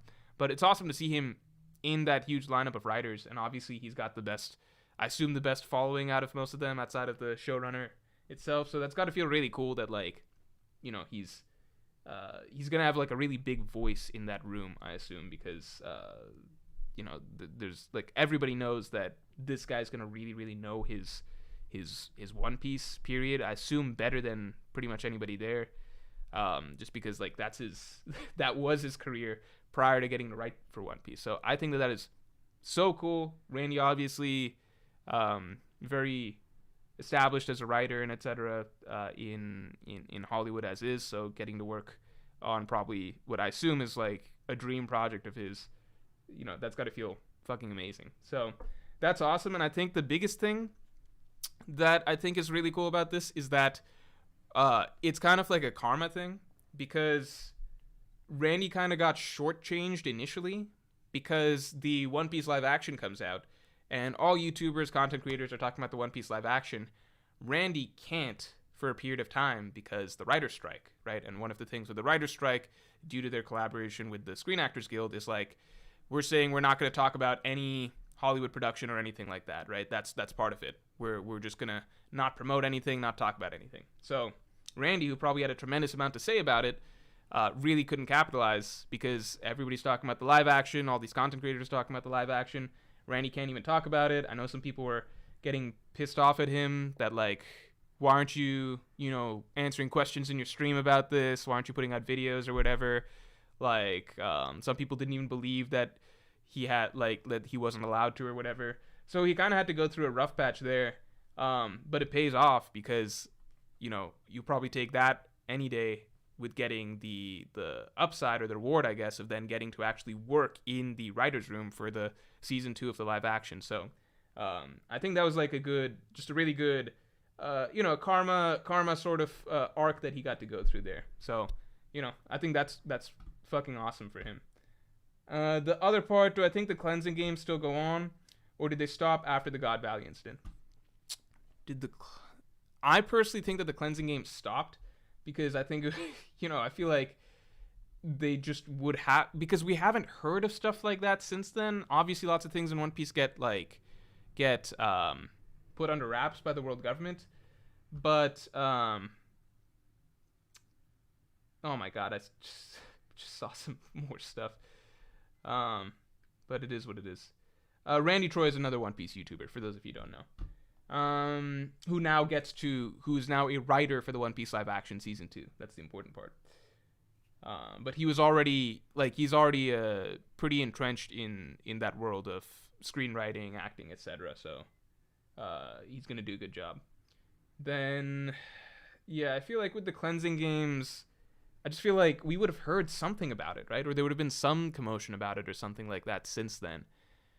And it's also just like, would the Celestial Dragons even be bold enough to ever try and do something like that again after the God Valley incident? I don't know.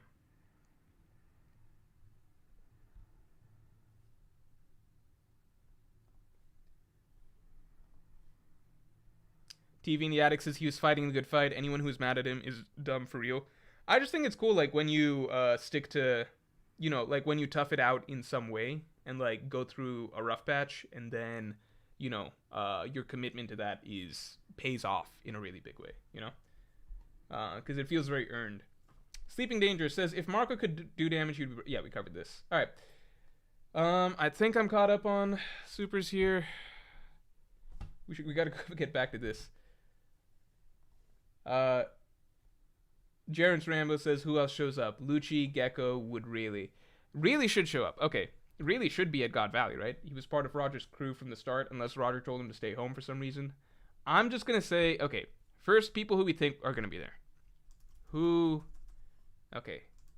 is there? Okay, let's start. World government side, right? World government... No, it's not world government side. Okay, Rox's side. Let's start simple. Rox's side, right? Rox's side. I'll keep Rox red. We just don't have enough good colors to go around here. Now, I'll make them blue. Alright, Rox's side, we've got... Fuck. Well... Be blue. Alright. Rox's side, we've got obviously Rox. Fuck. Rox. Guess I don't need the asterisks. We got Rox. We got Whitebeard. We got Kaido. We got Big Mom. We got Shiki. We got Captain John. We got Silver Axe. We got Wang Ji. Oda hinted at in some SBS that Shaki might be there. I think Bakin should be there. The Outback Pandas, thanks for being a Yonko tier member for 8 months. Any plans to see Killers of the Flower Moon? That shit changed my life for real. I'm seeing it again this Friday. I was initially... So I'm going to watch it. I'm visiting my family next week. So I'll probably watch it with my parents or something like that. Because they, like, last I spoke to them, they wanted to watch it. I was not going to watch it initially, just because it's funny, if you go through, anytime Martin Scorsese tweets something, or, like, there's some new proclamation he's making about, like, what cinema is and isn't, and, like, the new trends in cinema and things that he does and doesn't enjoy, I'm usually very supportive of that, so I'm always, like, liking or sometimes retweeting that stuff on Twitter or whatever. But... Interestingly enough, Martin Scorsese's films, I'm not the biggest Martin Scorsese fan. I personally feel like, at least from his movies of his films that I've seen, I personally feel like to me, his more interesting stuff was much further back in the day. Like, if you ask me, I think he peaked with Taxi Driver. That's my opinion, right? And I still think, like, Raging Bull, I would still say Raging Bull is better than anything I've seen from him in the 2000s. I personally feel like Goodfellas onwards, there's just a certain new vibe to all of his movies that are, it's very, like, okay, the biggest thing for me with Martin Scorsese is that he's making the same type of movie essentially again and again and again and again with just new contexts. And I feel like this is not a knock on, like, obviously one of the greatest American filmmakers ever is just a preference thing.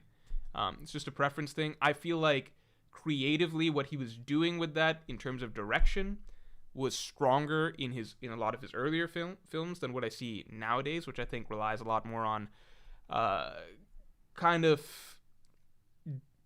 I think I just think there's more direction, like directorial creativity that carried his films in earlier days, whereas now it's a lot of like macho dialogue that is kind of the appeal of like the meat of a lot of his scenes, I suppose. And macho is the wrong word. I think the problem is I'm trying to find the right word for it, but I can't at the moment. I'd have to really think through. But if I'm looking like Wolf of Wall Street, The Departed, etc., I wouldn't think that I wouldn't even find them that memorable films if they were not Martin Scorsese films, right? Part of it is also the collaboration that he's doing with like Leonardo DiCaprio, and like he gets similar actors for his movies and stuff, so there's a sort of stamp of like, oh, this is a Martin Scorsese DiCaprio movie or Martin Scorsese De Niro movie or something. But I really feel like a lot of, in terms of the filmmaking, I feel like the creativity of that was strongest way back, and I think a lot of what we're getting like in the 2000s and stuff is a lot less just a lot less innovative in general, and a lot more just falling back on his the kind of style and like the pacing and language and dialogue that he's used to and stuff, rather than really breaking new ground in terms of filmmaking. However, all that being said, the things I've heard about that's why I didn't watch The Irishman, by the way. Everything I've heard about Killers of the Flower Moon suggests that this could be something really fresh, really new. I don't know if that's people just hyping up the new Scorsese film again, or if that actually is the case. But I'll watch it next week and I'll let you guys know. But yeah, my thing with Scorsese is just basically like, I don't enjoy directors that I feel like at a certain point I'm watching the same thing, like the same concept over and over and over again, just with different spins and takes on it. But I feel like he can really only do one kind of movie, in my opinion, and he does it phenomenally well. But I think he did it best in a certain era, and I think at this point it's just playing on his old strengths over and over again, without really doing anything that new, in my opinion. Nicholas Mufua, thanks a lot. What if Blackbeard only beat Marco because Marco don't got hockey? Marco has hockey. Come on now. Marco has hockey. J Cash's Morj, Goodfellas tops Taxi Driver. So I feel like with Goodfellas, that was the shift to a different type of movie. It's still like the same. You still get this sort of very. It's like the feel of a Scorsese film, and kind of the central sort of core concept is always going to be very similar, and it usually revolves around some sort of aspect of like. People get upset when I say this, but it is true based on like what most people analyze his films to be, like some aspect of masculinity, toxic masculinity, etc., and then explored in different ways and in different, in different story contexts, right, and different types of characters. But it's usually coming back to that same thing. I think with Goodfellas, it shifted towards a certain direction, where I just feel like as a director, like how the films are being made, like. You compare Raging Bull and some of the scenes and the way that they're shot in Raging Bull to something like Goodfellas, and it's like night and day. Goodfellas' strengths are more so the atmosphere and environment that's created by, the real look into how mob life is, right? And sort of the dialogue, the banter, how the acting performances and some degree of improv is playing off each other, right? And just like letting that all play out. But as a director, his greatest strengths were certainly before that, in terms of how he shot scenes in Taxi Driver, Raging Bull, for sure. All right, let's keep going. Yeah, Goodfellas is a classic, obviously. Goodfellas is a classic, but it's certainly not one of my favorite. I can recognize it for what it is, but it's certainly not one of my favorite movies, and I think that he has kind of taken the Goodfellas sort of formula and replicated that many times since then, in a sense. Like, not replicated, but playing on that same sort of Goodfellas vibe quite a bit since then. And it's just, to me, it gets old after a bit. All right. I should have made this bigger. Rox's side, then we got Roger's side. Let's make Roger, what? Orange? I swear, someone needs to invent some more colors, right? Am I crazy, or do we just not have enough colors? I'm not talking about in Microsoft Paint. I'm talking about, like, in general, in life. You know? Do you feel like there's a shortage? Like, we should just have more, in my opinion. Like, it's just, you look at all the colors, and it's just, like, just blue, red, green, yellow, purple, orange, basically. Like, they're all just variations of each other. It's just the same, like, yeah, and then there's, like, off blue, or, like, sky blue, or, like, eggshell white, or, like, magenta red, or whatever. But it's all just the same thing. It's just variations of each other, right? Can't somebody be creative enough to come up with, like, another fucking color? Like, something we've never seen before? Just see the same thing all the time. Anyway. All right. Let's move on. I was gonna say Roger's side again. All right, Roger. Garp. Really?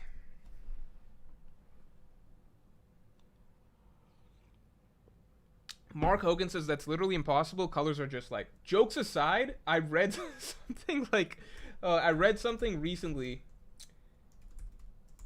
In like the last 10 years or so. Yeah. Okay, so there was a new color called Yinmin Blue that was discovered in 2009, and apparently it was a shade of blue that had like never been identified before. And if you're interested and want to know what Yinmin Blue looks like, it's basically blue. That's what it is. So, yeah. That's about the best we can do in terms of figuring out some new colors. We mostly can't. Anyway, Garp, really. Who else do we got? Figarland Garling. Let's not forget him. Figarland Garling. Because it seems like Roger and the Celestial Dragons were on the same side, right? Buddy. We don't know why yet, but it's just the way shit was. Bassam El Madawi says, I think Whitebeard switched sides mid-fight. Garp plus Roger versus Rox. Whitebeard versus Big Mom plus Kaido. Explain why they respected him. Wolgard versus Shiki. Alright, you had me till the last bit. But you're possibly right, but how does that go along with the idea that Garling fought Whitebeard?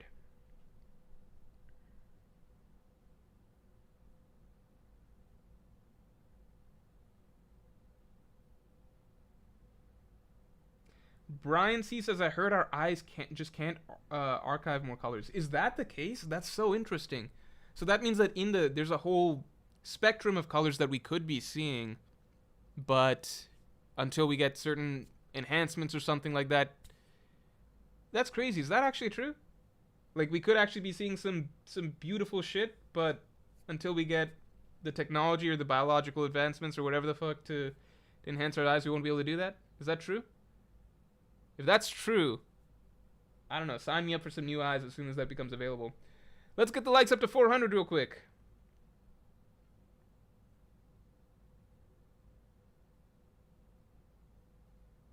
Yeah, we got Figarland Garling. I feel like we should have Saturn, right? Gorosei Saturn? Gorosei Saturn? Right? If we're hypothesizing the Celestial Dragons sided with Roger Garp, really, right? As far as we've seen. Matiosio says women see more colors. Come on, that's not true. That's just got to be something made up. I've heard that too, but let's take a look. Do women see more colors than men? Come on now. Shit. Women seem to be able to distinguish between colors more easily than men. Does that mean that they can see more colors? Come on now. Damn. Well, I'm kind of jealous of that. All right. All right. We'll just. All right. They can have that one, I suppose, but that's a pretty big one to have. Kind of jealous. All right. This is now Roger's side is looking stacked, right? Because Whitebeard, look, if you said everyone's in their prime, then we got a pretty fair fight here, right? Like Roger, Rox, Whitebeard, Garp, Garling, Rayleigh, Kaido, Big Mom, Gorsei, Saturn, but Rox's side, as we understand, is not quite. Most of them are not in their primes, right? We imagine Whitebeard's not quite there yet. Kaido's definitely not quite there yet. Big Mom might actually be in her prime because age-wise, Big Mom would be like, she'd be like in her 30s or something at this point, right? Like, how old is Big Mom? Let's see. How old is Big Mom? Big Mom is only 68? Never mind. Is that right? I thought Big Mom was actually a little bit older than Whitebeard. Okay, so she's 68. Big Mom could be in her prime. Let me look at Whitebeard's age again. Okay, never mind. Never mind. Oh, Scopper. Yeah, we got Scop. Fuck. No wonder the Roger side won. They're pretty stacked. Tayante Black says women deadass like the 1987 Predator. That's funny. Let's get the streamlights up to 400 real quick. Brandon said a particularly creepy comment. All right. Brandon said just steal a woman's eyes. And now the image that I can't get out of my head is like the Sharingan, like, what is it? The Sharingan, I forget exactly. You can steal someone's eyes, right? Like, that's how you get the Mangekyo Sharingan or something like that. You steal someone else's eyes. Kakashi's out here, by the way. I think, in my opinion, what Kakashi goes around doing is wildly racist, isn't it?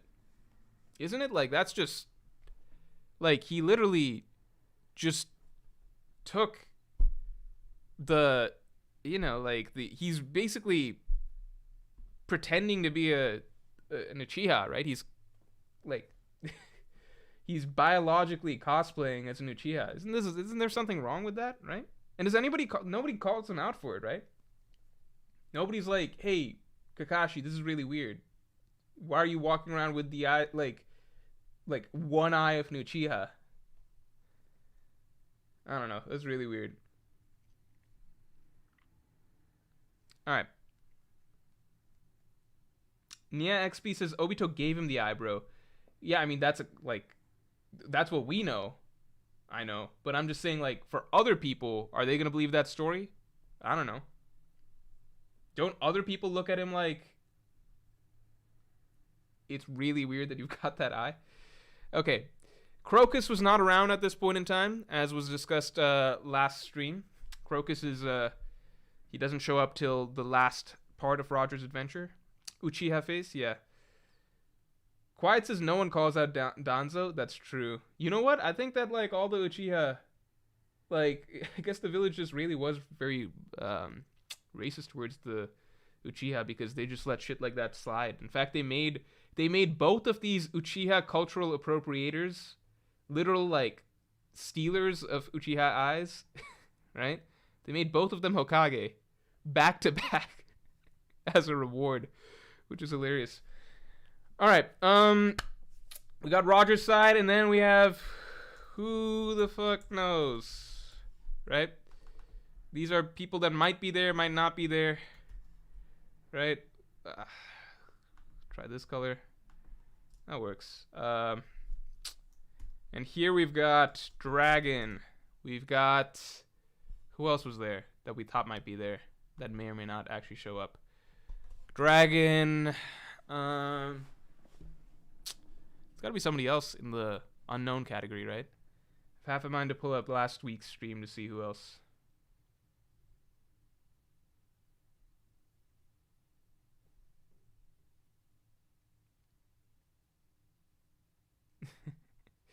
Yeah, Supersonic Squad says, imagine some random guy wearing Scarlet Eye implants in Hunter x Hunter, lol. Yeah, that person would basically just get murdered by Kurapika. I got Wang Ziyu. I think I just spelled it wrong. I don't think it matters. Bogard. Fine. I'll throw in Bogard. Bogard. Oh, yeah, let's throw in, Sengoku? Nah, I don't know about Sengoku. It sounded like Sengoku wasn't there, the way he narrated it.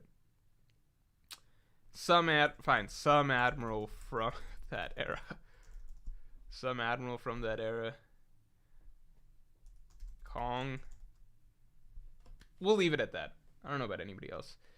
How old was Akainu at the... I don't know. Whatever. Good enough. Alright, we need to figure out who's fighting who. That's the main point of this stream. Alright? We're gonna figure out who's doing what. Yeah, we'll say some admiral. We'll say Kong. Kong, I believe at this time was Fleet Admiral. I might be wrong, though. I think it was Fleet Admiral. Alright. So. Hello? What is this? What's happening? Oh, alright. Predicted matchups. We're going to try and figure out who's most likely to... We're going to find a match for everyone. Everyone gets a partner. Alright? No one is left without an... Well, you know what? That's not true. We're not going to figure out... Who knows who the fuck fights Silver Axe or Wang Ji or whatever. But at least the big names... Rocks, Whitebeard, Kaido, Big Mom, Shiki. Let's preface this by saying that, okay, realistically... We're not actually going to get to see fights between most of these characters, right? We're not going to get a chapter... We're not going to get, like... There's no way we get, like, 4 or 5 panels of Whitebeard versus Garling or, like, Kaido versus Rayleigh. That's just not going to happen. I don't think. I don't think it'll happen. But we could see clashes or, like, little things happening in the background of other panels. Or, like, you know, if we go back to... What was it? 971-ish? I feel like if we go to, like...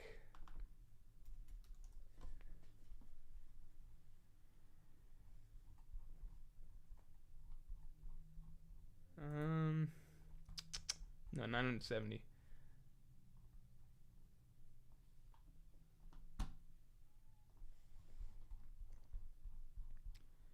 So if we go see, like, Odin versus Kaido...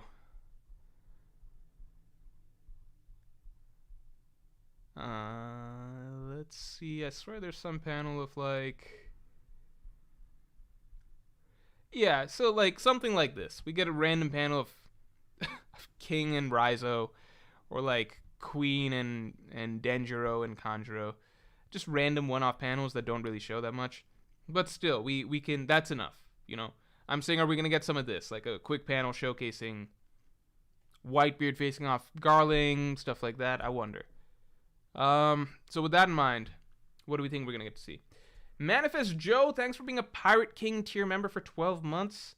Oh, it's coming up on that time that we're going to get another Pirate King podcast for next month. So you guys will be able to submit your questions, and I'll be answering pretty much everything there. All I know is Suru better make a hell of a showing. Oh, fuck. Suru? You think Suru's there? I don't know about that. Would be cool if she earns her Great Advisor title during God Valley. Also, did you ever see Silence? I thought it was a fantastic new era Scorsese. No, because again, I've kind of just, like... Let me see. I think after Wolf of Wall Street, I was basically just like, I'm kind of done with... Like, I just didn't watch... Since then, he's had, what? Silence, The Irishman, and then Killers of the Flower Moon. Am I right? I have not watched either of his 2 most recent ones. I will watch Killers of the Flower Moon. But, yeah, after Wolf... Because, like, Wolf of Wall Street, perfectly fine. Perfectly fine movie. Like, good. I had fun watching it. But, I'm also like, yeah, this is nowhere near his best stuff, in my opinion. And if I didn't know that it was directed by Martin Scorsese, I definitely wouldn't think it's, you know, I would pay it even less. I would view it as even less memorable than I did. Like, the way I view it right now, good movie. That's basically it, but nothing that special. And definitely not compared to previous stuff. And, yeah, if you told me it was directed by somebody else besides Martin Scorsese, I would have easily believed it. Suru, we can throw in. Well, I'll throw in Suru if we're throwing in other characters. Suru. Because Suru is old. She is old.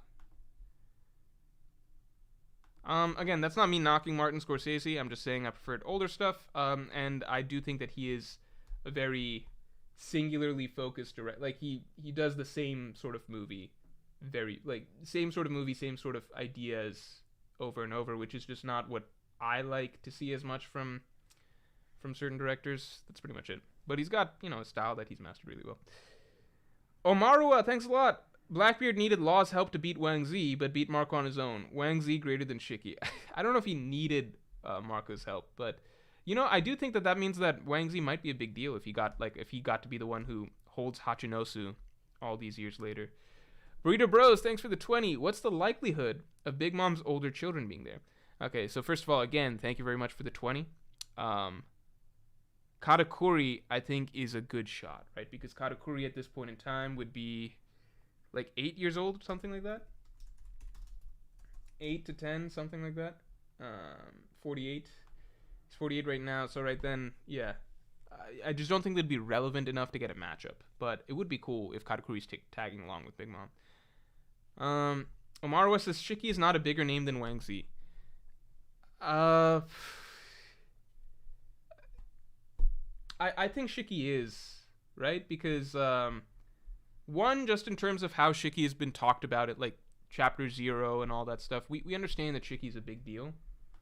And two, if you just, I kind of default to, it's soft ways to compare, but I kind of default to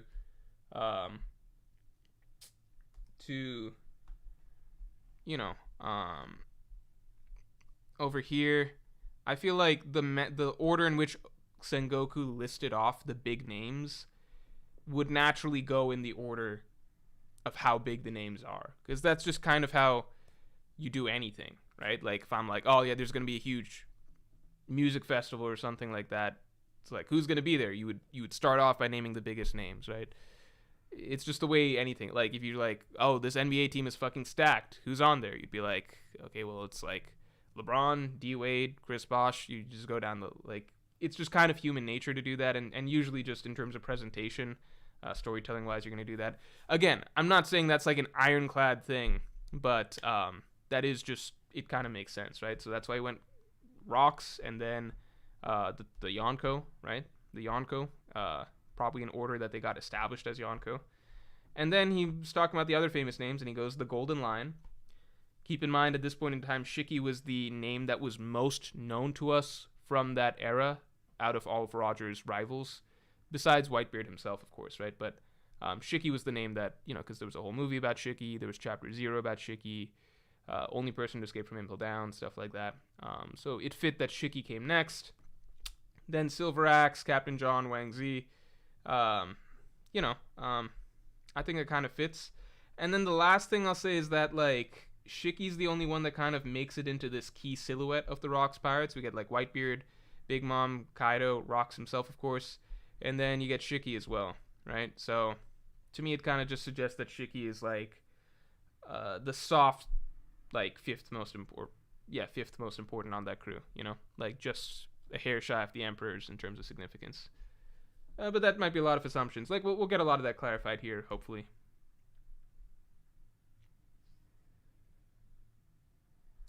Ono Jagrawal, thanks for the 2. Top 5 Scorsese movies. Raging Bull 1 for me. Raging Bull is a great choice. It's just not, like, if I had to be like, what's the most impressive art piece film that Scorsese ever did, I could see Raging Bull being a great argument. It's just not a movie that I will probably ever watch again outside of, like, if I really wanted to study or learn. But it's such a tightly focused dark character movie that like Taxi Driver is also that, but for me the story of Taxi Driver, the actual story of Taxi Driver, I find more interesting, and I find the questions that the questions and the moral angle that it takes towards the end to be more interesting. And there's a bit more of a small cast of characters and stuff like that, if you include the little girl, the woman that he dates, the politician, etc. Whereas Raging Bull is really, really tight. It's just like a pure character study. So it's a great movie, very impressively done. I think that is his peak as a director, personally. but it's not my, like, I wouldn't say I'd watch it again over Taxi Driver, whereas Taxi Driver is a great movie that I'd watch again. I still really, really respect Raging Bull, but that's just the reasons that I'd put it second, right? So I go Taxi Driver, Raging Bull, Goodfellas, then Mean Streets, and then Wolf of Wall Street. I didn't really care for The Departed. I never saw King of Comedy. Cape Fear was Scorsese, right? Am I crazy? Yeah. Cape Fear was okay. That was his, like, attempt at horror, I guess, but, like, horror, real suspense, thriller, and I don't think that was that strong. Yeah, I think really when he sticks to his type of shit, like, you know, he's gonna put out something good, but just at a certain point, I'm just tired of Scorsese stuff. But I love his, like, what's funny is that, with Scorsese, I love all of his opinions that he puts out about directors and, filmmaking and stuff. I really, really agree with all of that. So, like, Scorsese, when he first was really critiquing Marvel, and this came out, I think, like 10 years ago or something like that, and it was a huge, it wasn't Marvel, it was just, like, movies in general, like, blockbuster movies in general. He put out an article breaking down what he viewed as actual cinema. And the entire article, if you go read it, it's actually just, like, a long love letter to Federico Fellini, right? It's just talking about how great Federico Fellini is, and, like, this is what true art is, and, like, you need to go watch Federico. Like, he just breaks down the brilliance of Federico Fellini's direction. And I hadn't seen any Federico Fellini movies at that time, but then when I finally did, he became my favorite director. And then I went back and read Martin Scorsese's article, and I was like, holy shit, like, this article was about this dude. Like, I didn't even make the connection until, like, I eventually went back to read the article, and I was like, whoa, this article way back when about this director I'd never heard of and didn't recognize turned out to be the same director that became my favorite director later on, right? Other stuff, like, he's talking about how, I think recently he put out some quote about how when he saw, like, 2001: A Space Odyssey, he was just like, yeah, Stanley Kubrick has reached the peak of filmmaking or something, or like the mountaintop or something. How else could you match that? And 2001: A Space Odyssey is my personal favorite movie. I think it's I think it's the greatest movie ever made. So it's funny, like, a lot of the opinions that he has, I definitely resonate with. I just don't love all of his movies personally. Jake Cash says, missed my super chat. I will catch it right now. Let's see real quick. I know we got a lot of tangents this stream, but I'm trying to keep it on track a little bit. Jake Cash says, Mork, what do you think of there being 6 chests on God Valley and Gaimon having 6 empty chests? Also, egg. The egg. I fucking forget about the egg until people remind me about the egg. Yeah, the egg containing Luffy. It's I wouldn't be surprised if that's on God Valley. But why would it be on God Valley? Because God Valley is just a random ass island in theory, right? So why would an egg there really matter unless Celestial Dragons brought it down for some reason? I don't know. The egg will remain a mystery for a bit. The egg might just be a long-term troll by Oda because he knows how much fans obsess over these things. He might just be like, fuck it, there's an egg on Roger's ship. Never gonna explain. Beyond that, the chests, Gaimon having 6 empty chests, I just don't know about the connections there necessarily. I know Jagro says, I'd go Raging Bull, Goodfellas, Taxi Driver. Yeah, that's my top 3. Like, that's my opinion of where he peaked as a director. That stretch, those are all in the same. I think Raging Bull was like 1980 or something. I feel like Taxi Driver is probably 1970 something. I think Goodfellas must have been 1990 something. Am I crazy? Goodfellas. Yeah, 1990. And then Raging Bull is what? Raging Bull is 1980. Is Taxi Driver 1976? Yeah. Somebody once said something which I agree is really impressive, crazy impressive, and I don't think any other director that I can think of off the top of my head has done something like this, which is like, first, when did Mean Streets come out? 73. All right. Yeah, like Scorsese has put out like some great critically acclaimed film every decade for like since like the 70s. So it's like '70s Taxi Driver, '80s Raging Bull, '90s Goodfellas, 2000s The Departed, 2010s I guess depends if you count Wolf of Wall Street. I don't, but like you can throw it in there. I haven't seen Silence of the Irishman though, but like, and then people are saying Killers of the Flower Moon is really great too. It's like that's 6 decades straight of being a great director, which is just in terms of longevity, that's a crazy run. Because most directors, I think they fall off or they get tired or something like that after a bit of time. And again, I do think he peaked in the first half of his career, but maybe I'll watch Killers of the Flower Moon and then I'll be back next Thursday stream saying like that's the best Scorsese movie. I don't know. The Six Chests. I don't think the Six Chests matter that much. Like the parallel there. I think they matter on God Valley, but I don't know if there's any necessary like parallel there that really matters. Oh, Shutter Island. I forgot to watch. No, I've seen Shutter Island. I like Shutter Island. I definitely agree it's better than Cape Fear. I actually watched Shutter Island. I actually watched with like a group of friends at my place. Like we just had a lot of people over for some reason. Like I just had a lot of people over for some reason. We had nothing to do, so we watched Shutter Island. And Shutter Island was pretty dope. I would honestly, Shutter Island. It's one of those where part of the reason I forgot is because it feels different than typical Martin Scorsese movies. It's the same reason I was like, was Cape Fear Martin Scorsese? Because it doesn't feel the same. But Shutter Island was good. I probably, in terms of enjoyment, I'd put Shutter Island. I enjoyed Shutter Island definitely more than Wolf of Wall Street or The Departed or Cape Fear. Maybe I'd put it. I might put that like top 5, I guess. I think Mean Streets I still like better, so I'd put that at 4 still. I don't remember exactly what the ranking I gave was. Anyway, I'm going to say Roger versus Rocks. Simple guess, right? Roger versus Rocks. Figarland Garling versus Whitebeard. And then here's where it gets tricky. Basically everything after that. Everything after that is tricky.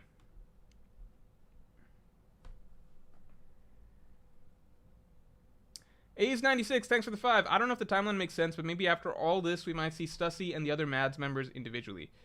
We might see Stussy and the other Mads members individually.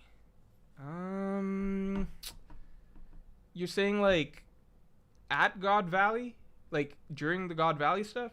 I think that's very possible if cloning shit comes into play here, because it's Kuma's flashback, so no matter what it covers, it should cover some of Kuma's later life things, like experiments and shit that happened to him. So Vegapunk's gonna be involved. So maybe, and like we know the Vegapunk Dragon shift happened at some point. Like there's just so many intertwining stories, right? Because Vegapunk is gonna get involved.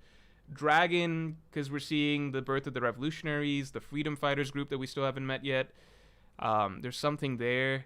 There's just a certain timeline. Like there's so much there that needs to be uncovered between revolutionary starting, Mad stuff, Kuma, Vegapunk, how did that start working? Where did Bonnie come from? So I could see that happening. Yeah, Shutter Island's really cool. I don't remember if I felt satisfied with that sort of a ending without spoiling anything, but I remember it was like somebody said in chat. I just saw it was quite a trip. It was a pretty sick movie.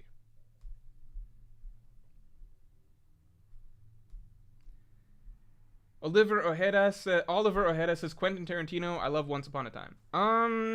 I like some Quentin Tarantino movies, others not so much.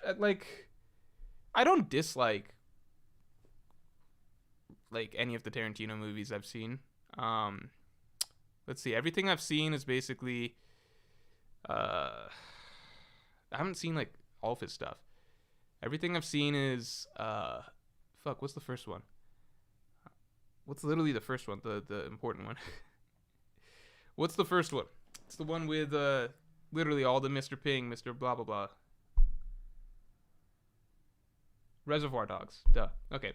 Reservoir Dogs, I really liked. That's actually probably my second favorite. Pulp Fiction is my favorite. And then after that, I don't really like any Quentin Tarantino movie too much. I didn't see Once Upon a Time in Hollywood.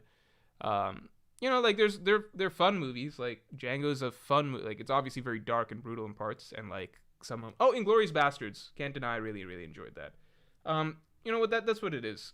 Quentin Tarantino movies are really, really fun movies that have some really, really great, poignant bits of dialogue. And then a lot of the other stuff is just like movie fun, basically. So that's how I view most of his stuff. But I think Pulp Fiction's great. Who else we got here?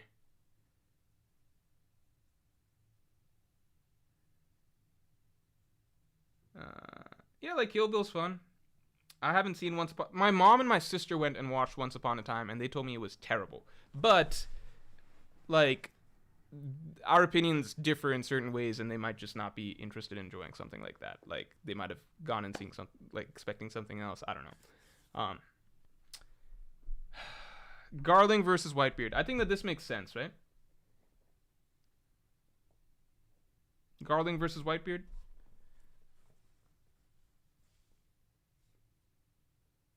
Garp versus Young Kaido and Big Mom. Okay, we're gonna do a vote for Garp versus.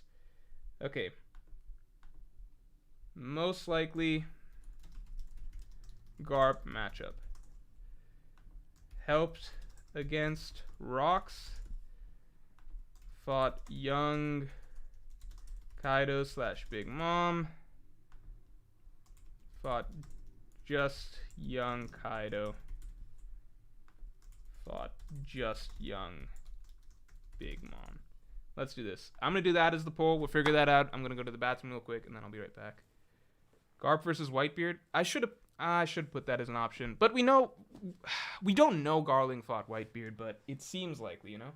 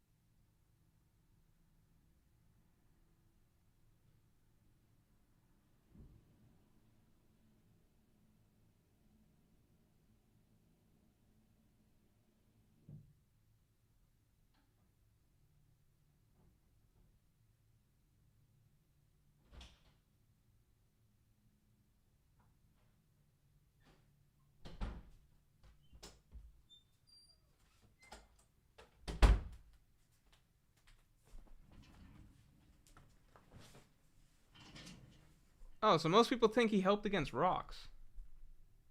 You guys don't think that... Everyone says Andre's like scatter. He's back. You guys don't think... You guys don't think Garp got like someone to himself?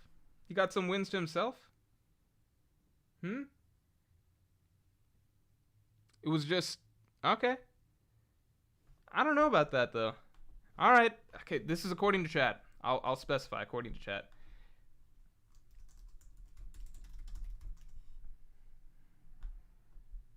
Because in my opinion, I feel like ultimately Roger had to have been the one that took down Rocks, you know? And Garp helped, but in taking down the Rocks pirates, not necessarily against Rocks himself. No, you know what? Clarify.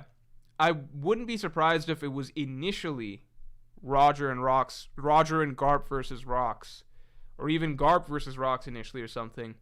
But then they kind of swapped up, like things kind of split off after a little bit, and it became, Garp versus some subordinates, Kaido and Big Mom, while Roger continued to fight Rocks himself. I guess what I'm saying is that ultimately I think that ultimately it came down to Roger versus Rocks. Tala says you don't become the hero by beating up Kaido. Well, I mean, all the credit ended up going to Garp, so it wouldn't like it. If you read the story, it sounds as though it wasn't really about what Garp actually like. It's not like he beat the entire Rocks Pirates himself. They hid the part that that it was also involving Roger. Like that part's a secret. The other aspect of it is just that framing wise, it sounded a lot as though Rocks was ultimately Roger's greatest opponent, right? But I wouldn't be surprised if it was Roger and Garp together against Rocks at first, and then eventually it came down to just Roger versus Rocks.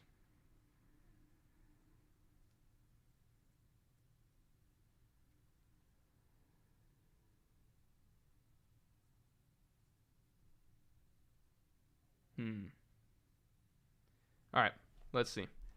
I'll throw it in though, because this is according to chat, right? Fuck, gotta redo this.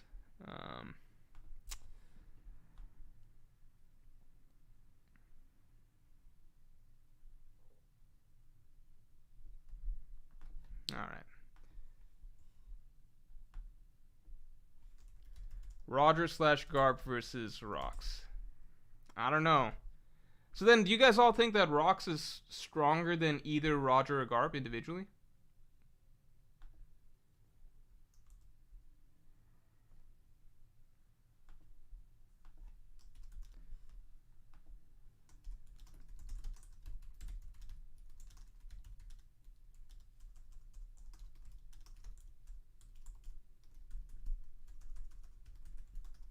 Because I kind of just assumed that Roger passed Rocks up over the course of this fight.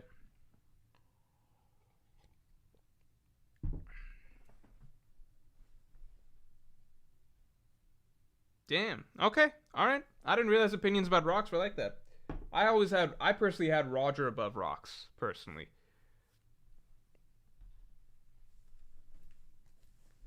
At that time? I mean, that time is basically their primes. Like, what do you mean at that time? How much you think Roger got a lot? That's got to be prime gold Roger right there, right? Like, what other big win? Like, that's that's like the time that's like when Luffy beats Blackbeard, but just the equivalent of that, way back when. I mean, I know Roger went around and did other shit after that, but I wouldn't imagine that like who else is he fighting to get stronger at that point, He had a clash with Whitebeard, but that was like way later. That was more like once Whitebeard hit his prime, but I imagine Roger had already been in his prime for a bit. The Forest says Rocks is as strong as Buggy. Rocks crew equals X Guild. I don't know about that. I mean, we're going to get to see. We'll see the matchups. We'll see how things go. Whitebeard was clearly young, and he had to catch up. But, as far as I understood, I was just like, Rocks is, Sengoku calls him Roger's first great, he calls him Roger's, what is it? Roger's greatest opponent or whatever, right? So, you basically got it, once you beat that guy, that's your prime, that's the equivalent of whenever Luffy beats Blackbeard. That's the peak of his achievements, essentially, right? Malik says Prime Roger's Odin flashback. No, I mean, Roger was still probably in his prime, but I'm saying, Roger would have hit his prime when he defeated Rocks, right? Roger's late 30s, he's in his prime. Let's see. Roger age when he died, right? Roger was 53. Yeah, he would have been in his 30s during the Rocks flashback. Right? I don't really understand people saying that he wouldn't have been in his prime right then. I guess we'll see. If Roger beats Rocks straight up, if it comes down to Roger individually versus Rocks, then, to me, that's Roger's prime, The way Sengoku was phrasing it, this was Roger's biggest feat ever. Rock Nation Brunch, thanks for 5. The God Valley fight could parallel the Hachinosu raid in which Garp gets jumped by the Rock's crew. Oh, that's interesting. That'd be funny. Some karmic justice. Wade Turner says Whitebeard is older than Roger Wright. No, Whitebeard is younger.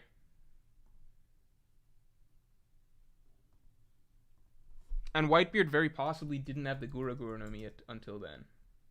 So he would definitely not have been in his prime. But we don't know yet. Yeah, Whitebeard is a little younger than Roger. Gamer Remix 101 says it'd be cool if Dr. Correa is here at God Valley. That'd be really random, but it'd be funny. 30s is prime. Yep, 30s. Yeah, I'm just like, Wade Turner says One Piece prime is different. I mean, I guess, like, Zoro and Luffy and Sanji and all of them are in their primes right now. You know? What do you mean One Piece primes are different? I agree that it's different for some characters, like, but, you know, let's see. What's Shanks' age? Shanks is 39 right now, and he became a Yonko 7 years ago. That's the same age as fucking Roger. Like, what are you arguing here? Mihawk is 44, and what age was he when he was dueling Shanks? That must have been, yeah, Mihawk was in his early 30s when he became the world's strongest swordsman. What are you guys talking about? Why would Roger not be in his prime right now?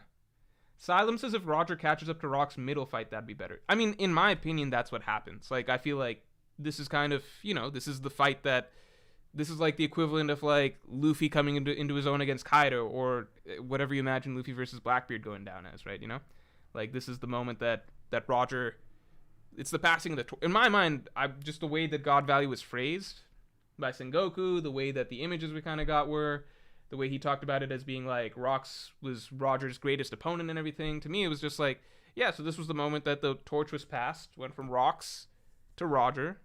Now Roger's the number one pirate, and he just was the number one pirate till, I guess, Whitebeard caught up at some point or whatever. They had their duel. They were shown to be equal, and then Roger passed away, and then Whitebeard was considered the number one pirate. That's just how I kind of interpreted pirate history up to this point, because I'm just like, yeah, like the fight against Rox, that would be where, that just makes the most sense. That's the point. That's the same as Luffy versus Blackbeard. That's the same where, you know, you can only have one king, so the strongest king gets taken out by, you know, the new guy. I don't know. Yeah, like Luffy, Zoro, they're gonna, like Sanji, they're obviously gonna hit their primes probably a little earlier than most characters. But I think inarguably in One Piece, like if you look at all of the strong characters like Shanks, Mihawk, these guys hit their primes by their 30s. So I don't really know where people. You think Roger hit his prime in his like 50s? I guess you could say maybe that's true for like Akainu or someone, if Akainu just picked up Advanced Conqueror's Haki or something like that. But the norm for someone like that, I feel like would be their 30s. You know. Anyway, let's see. Garland versus Whitebeard has very flimsy reasoning. I agree, but we need to do these matchups some way. So all we've got to go off of is flimsy reasoning. We've got nothing else really, right? Okay, well then who do you think fights? Who do you think Whitebeard fights? Who do you think Whitebeard fights? Kevin Culver says free for all. That's a maybe.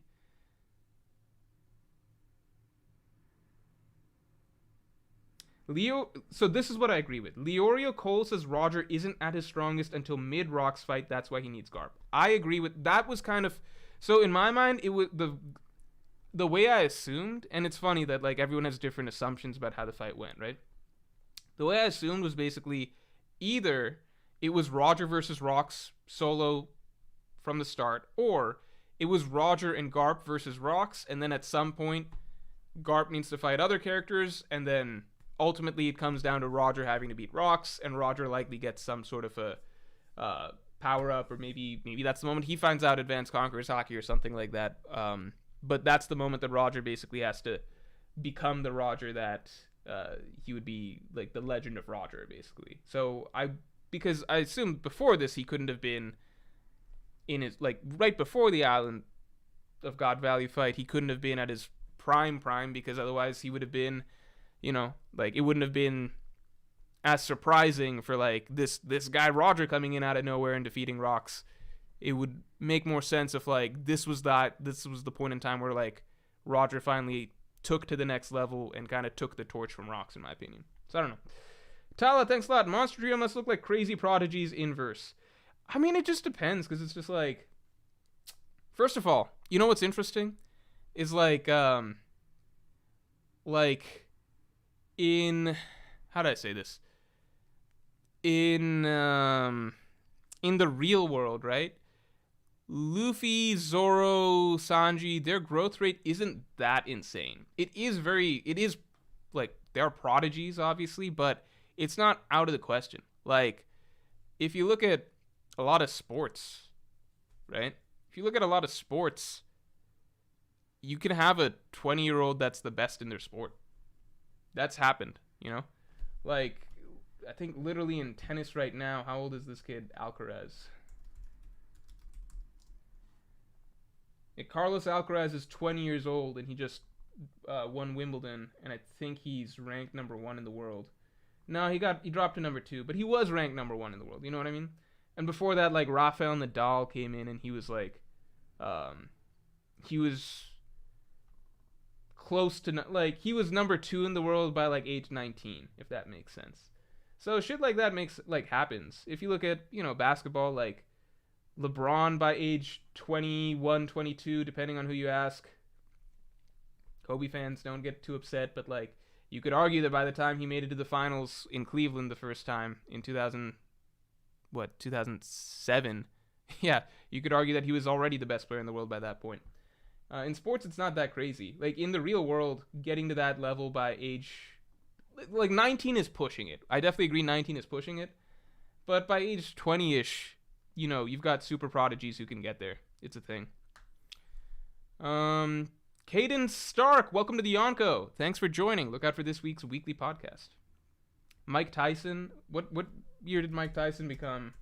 What age did Mike Tyson become world champion?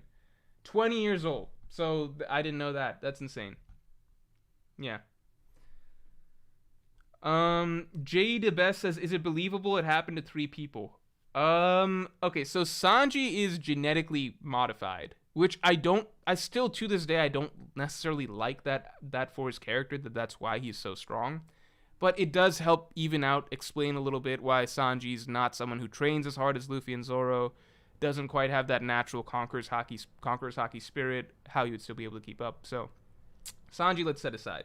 As for Luffy and Zoro, yeah, the chances are low, but at the same time, you're talking about the character that is basically, like, you know, across 800 years, basically, since the Void Century, it's just the timing of basically the 2 biggest, like, probably Luffy, the biggest prodigy ever, and then Zoro, the world's greatest swordsman prodigy, probably in history, right? Or at least since Ryuma's time. So if you look at it that way, that, like, yeah, we just happen to be looking at the 2 most prodigious talents in their respective areas in history just happening to align, then it kind of makes sense. Yeah, Michael Phelps. Messi had 2 Ballon d'Ors by the time he's 23. Michael Phelps, first gold medal. Let's see. Swimming, I don't know, like, are you supposed to go by gold medals or, like, internet, like, world swimming championships or what?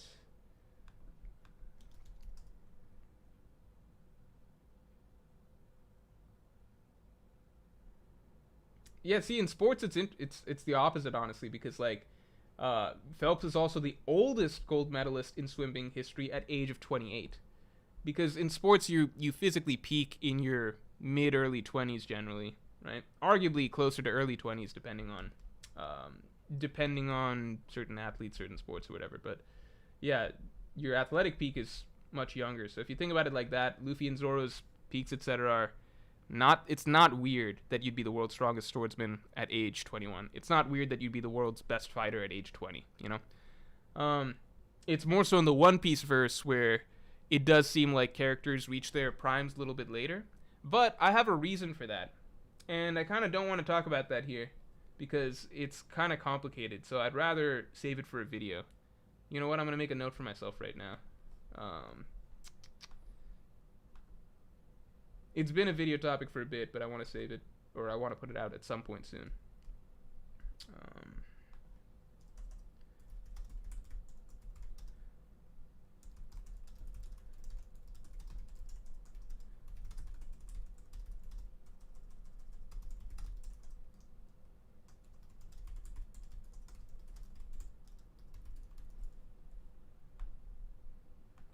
Anyway. Junior says except Michael Jordan. I don't know about no. Michael Jordan was like this. He was considered the.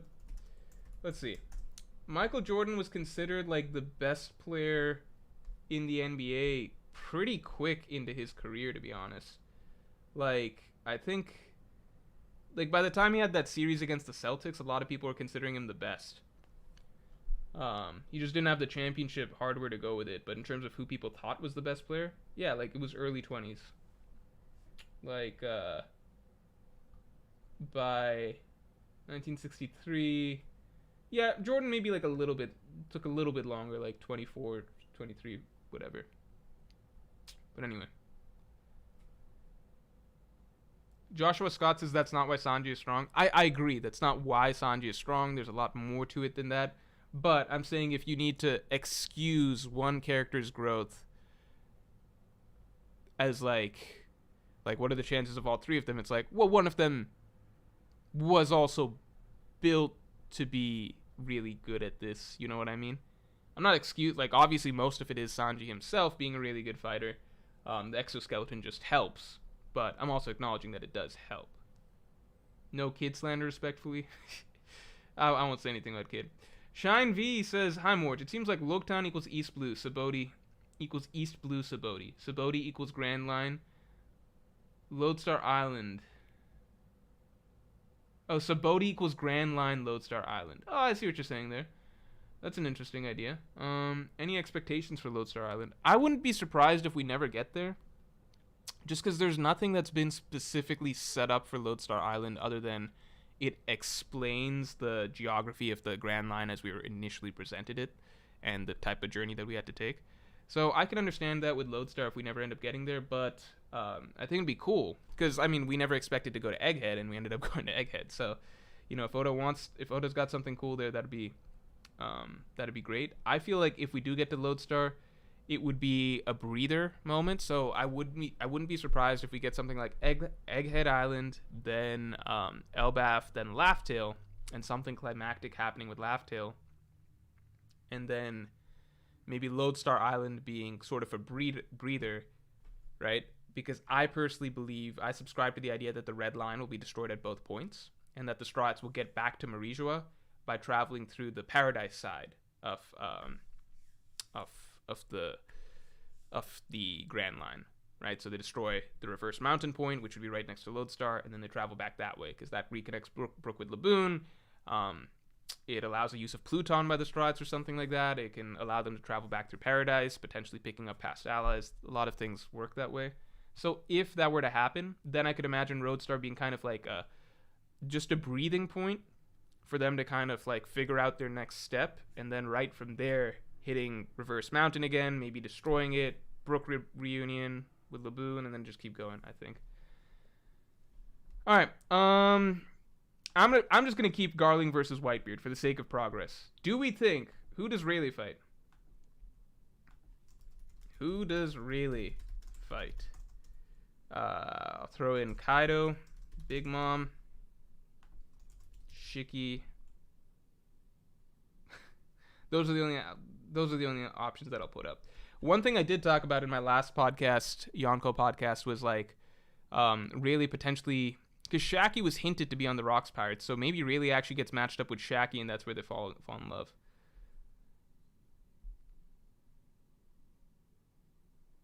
Oh, this is interesting. People vying back and forth quite a bit on this one.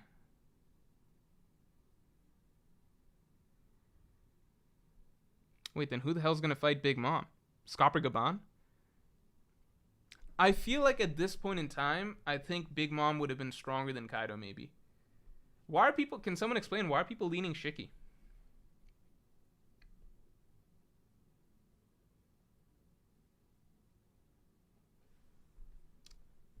Why are people leaning Shiki? I was surprised to see that. I almost didn't put Shiki in there. I almost just had Kaido and Big Mom. Yeah, Loud Waffle, I agree. I don't think we're going to get full fights or extensive flashbacks. This is just for fun. Like, if we were to get one-off panels showing some characters fighting some characters, who are we going to see against who?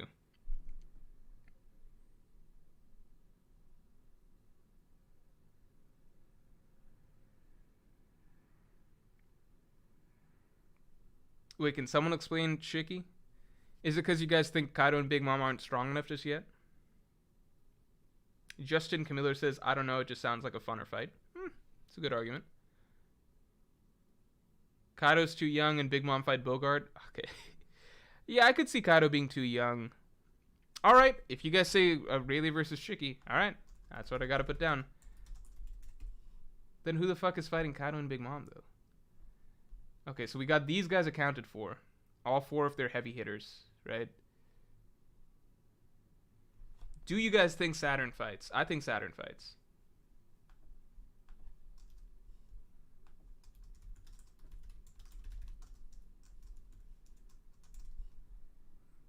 I feel like Saturn would fight because we see him fighting right now. I don't think he's opposed to fighting if he's there. Oh, let's get the stream likes up to 500 real quick.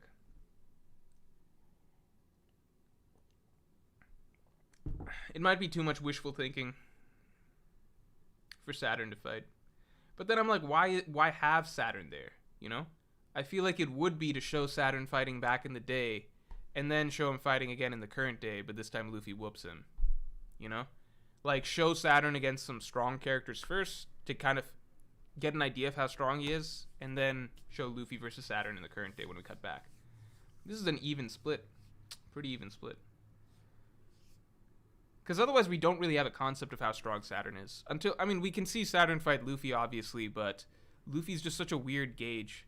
Because you could make the argument that Luffy ultimately had the same amount of trouble against Lucci as he did against Kizaru.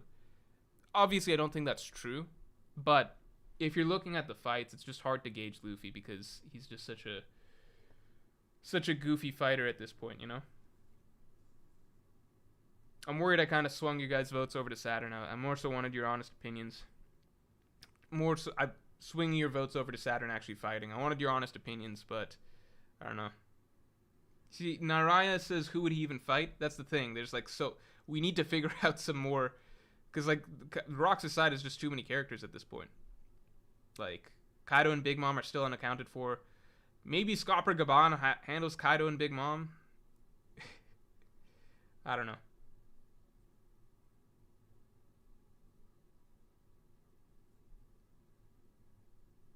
Okay, so somebody please take care of that. At this point, I've been spoiled. You guys save yourselves. Look away anytime that shit comes up. Thank you, Inojagrawal. Appreciate it. Pocard fights him. What the fuck? Baby Draco says, does Dragon play a role in God Valley and what? Does Dragon play a role in God Valley and what? I'm not allowed to say. I can't say after. I literally I can't say after. I can't even answer that question. Loud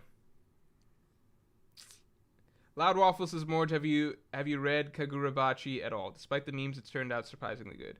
Surprisingly solid. I read the first chapter just because people were making fun of the first chapter so much. And I figured most people hadn't read the first chapter. So I read the first chapter and I'm like, for me, it's I went in with zero expectations and came out of it with no real thoughts because I don't think I've ever read a first chapter of a shonen outside of Attack on Titan that I can think of and was immediately hooked or thought it was good or anything special. I think that's maybe never happened. So for me, like just in general, any series that comes out, I tend to lean towards just letting it accumulate some number of chapters before trying it. But Kagurabachi was being made fun of so much, I went to just read a chapter just to see, and I just thought it was standard chapter, first chapter. Yeah, and that's my only thought. And maybe if people actually like it down the line or recommend it, then I'll maybe give it a try.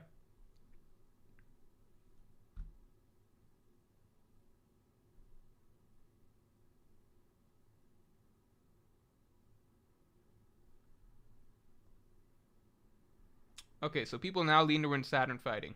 Alright. Who does Saturn fight? Who does Saturn fight? Kaido, Big Mom. Because we already took away Shiki. Kaido / Big Mom. Um, fucking Captain Wang Ji. I'll throw in Wang Ji because we have some knowledge of him. Wang Ji slash other. Wang Ji slash Captain John slash other.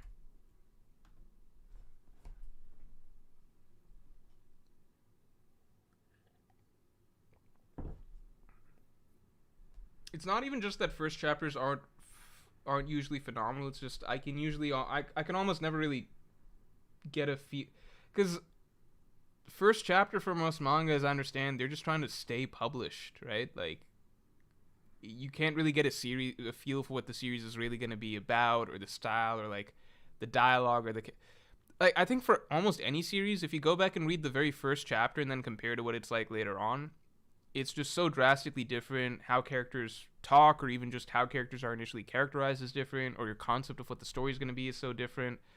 Like, I would never, if I read the first chapter of Hunter x Hunter and then I compare it to what I know of Hunter x Hunter now, I'm like, it's so wildly, like, it's two different stories, basically. It's just wildly different. Okay. Alright. So, of course, Saturn fights random people. Wait, then who does Scopper Gaban fight? Who does Scopper Gaban... I'm gonna say Scop... Okay. Does Scopper Gaban fight Kaido and Big Mom? Who does Scopper... I missed the super, I'll catch it in a second. Kaido.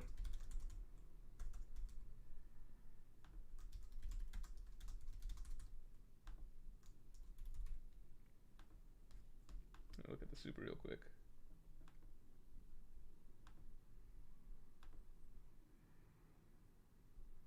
What super did I make? Oh, Sean Easton says magenta doesn't exist. We have 3 color cones. We can see those and the absence of those colors. Mantis shrimp have 17 different cones? What the fuck? Why do they need so many cones? What are they looking at down there? They don't even have TV or movies or anything. That's crazy, though. Sorry for missing your chat, Sean. Interesting. Mantis shrimp. That's crazy. Captain John is a badass? I mean, Captain John left one of the biggest legacies out there. I see people split between Kaido, Big Mom, and Kaido plus Big Mom and other. This is impossible. Onojagawa says redo Rayleigh and include Shaki as a matchup. I'm just gonna say Rayleigh versus Shiki, and maybe Shaki. And slash or. Because I do believe in the Shaki thing quite a bit. Like, this is where they would meet, right? Perfect setting, right? Alright, I'm gonna say... Scopper... Okay. Because you said Gorosei Saturn fights the others, I'm gonna say Scopper versus Kaido and slash or... Because we've run out of characters on his side at this point. We've run out. On Roger's side. So, Gorosei Saturn versus Miscaladius slash others. Wang Ji, Captain John, Silver Axe, etc. This is so random. Like, just looking at this, none of this feels right. This is all so random.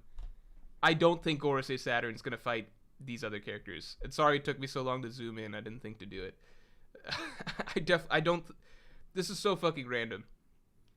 Roger and Garp versus... Reality is opponents could get swapped around a lot. We might see Saturn versus Rocks for a moment, but then that swaps off to something else. You know, this is more so just for the fun of it. I definitely don't think this is right or close to right. I don't think it's close to right.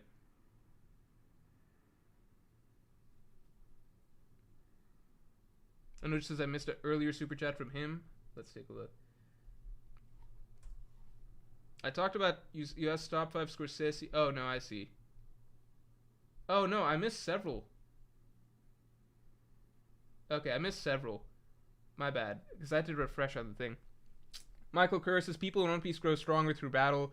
Luffy, yeah, okay, so this is kind of what I wanted to talk about a lot in a later video, but it is basically true. Luffy crammed a lifetime's worth of extreme diff fights in 2 years. Of course he's strong. That's the thing. If you look at how a lot of the other characters act in One Piece, most of them tend to be much more tactful with how they approach battles or big wars between territories and things like that, and Luffy moves really fast and recklessly, which allows him to level up a lot faster. Because hockey blooms are the biggest source of growth in One Piece, as far as we understand. Baby Draco, thanks for the 2. Does Dragon play a role in God Valley? No, we covered this. Anuj Agrawal says, Garp starts with Roger versus Rocks, moves on to Big Mom and Kaido. That is personally my feeling, that it could be Roger and Garp versus Rocks initially, because neither of them could handle him 1v1. But then I just think at some point, Pirate King to Pirate King, it just comes down to Roger versus Rocks, with Garp having to handle Kaido and Big Mom. It's interesting because, like, you know, Garp talks about Kaido and Big Mom being the reunion of Rocks. Big Mom references Garp and, like, Luffy being his grandson and such. I think it'd be cool if we got to see that. Anujago also said, redo really include... No, we covered that. Covered that too. I'm going to have to... Saturn versus Dragon? Would young Dragon not just get washed right then and there? Like, that's like asking Saturn versus, like, East Blue Luffy pretty much, right? Like, Dragon would probably be like a young cadet. Unless Dragon has a faster growth rate than Luffy, which would be insane. But Dragon versus Saturn back then would be rough. AJP says Saturn gets defeated. Devon retrieves the body with the help of Lafitte. And they steal Goros's Devil Fruit. Yeah, I've heard theories that Blackbeard gets the Goros's Devil Fruit here, because some people believe that Blackbeard still needs a mythical Zoan. I believe that too. Still needs a mythical Zoan, and a Goros's Fruit would be great.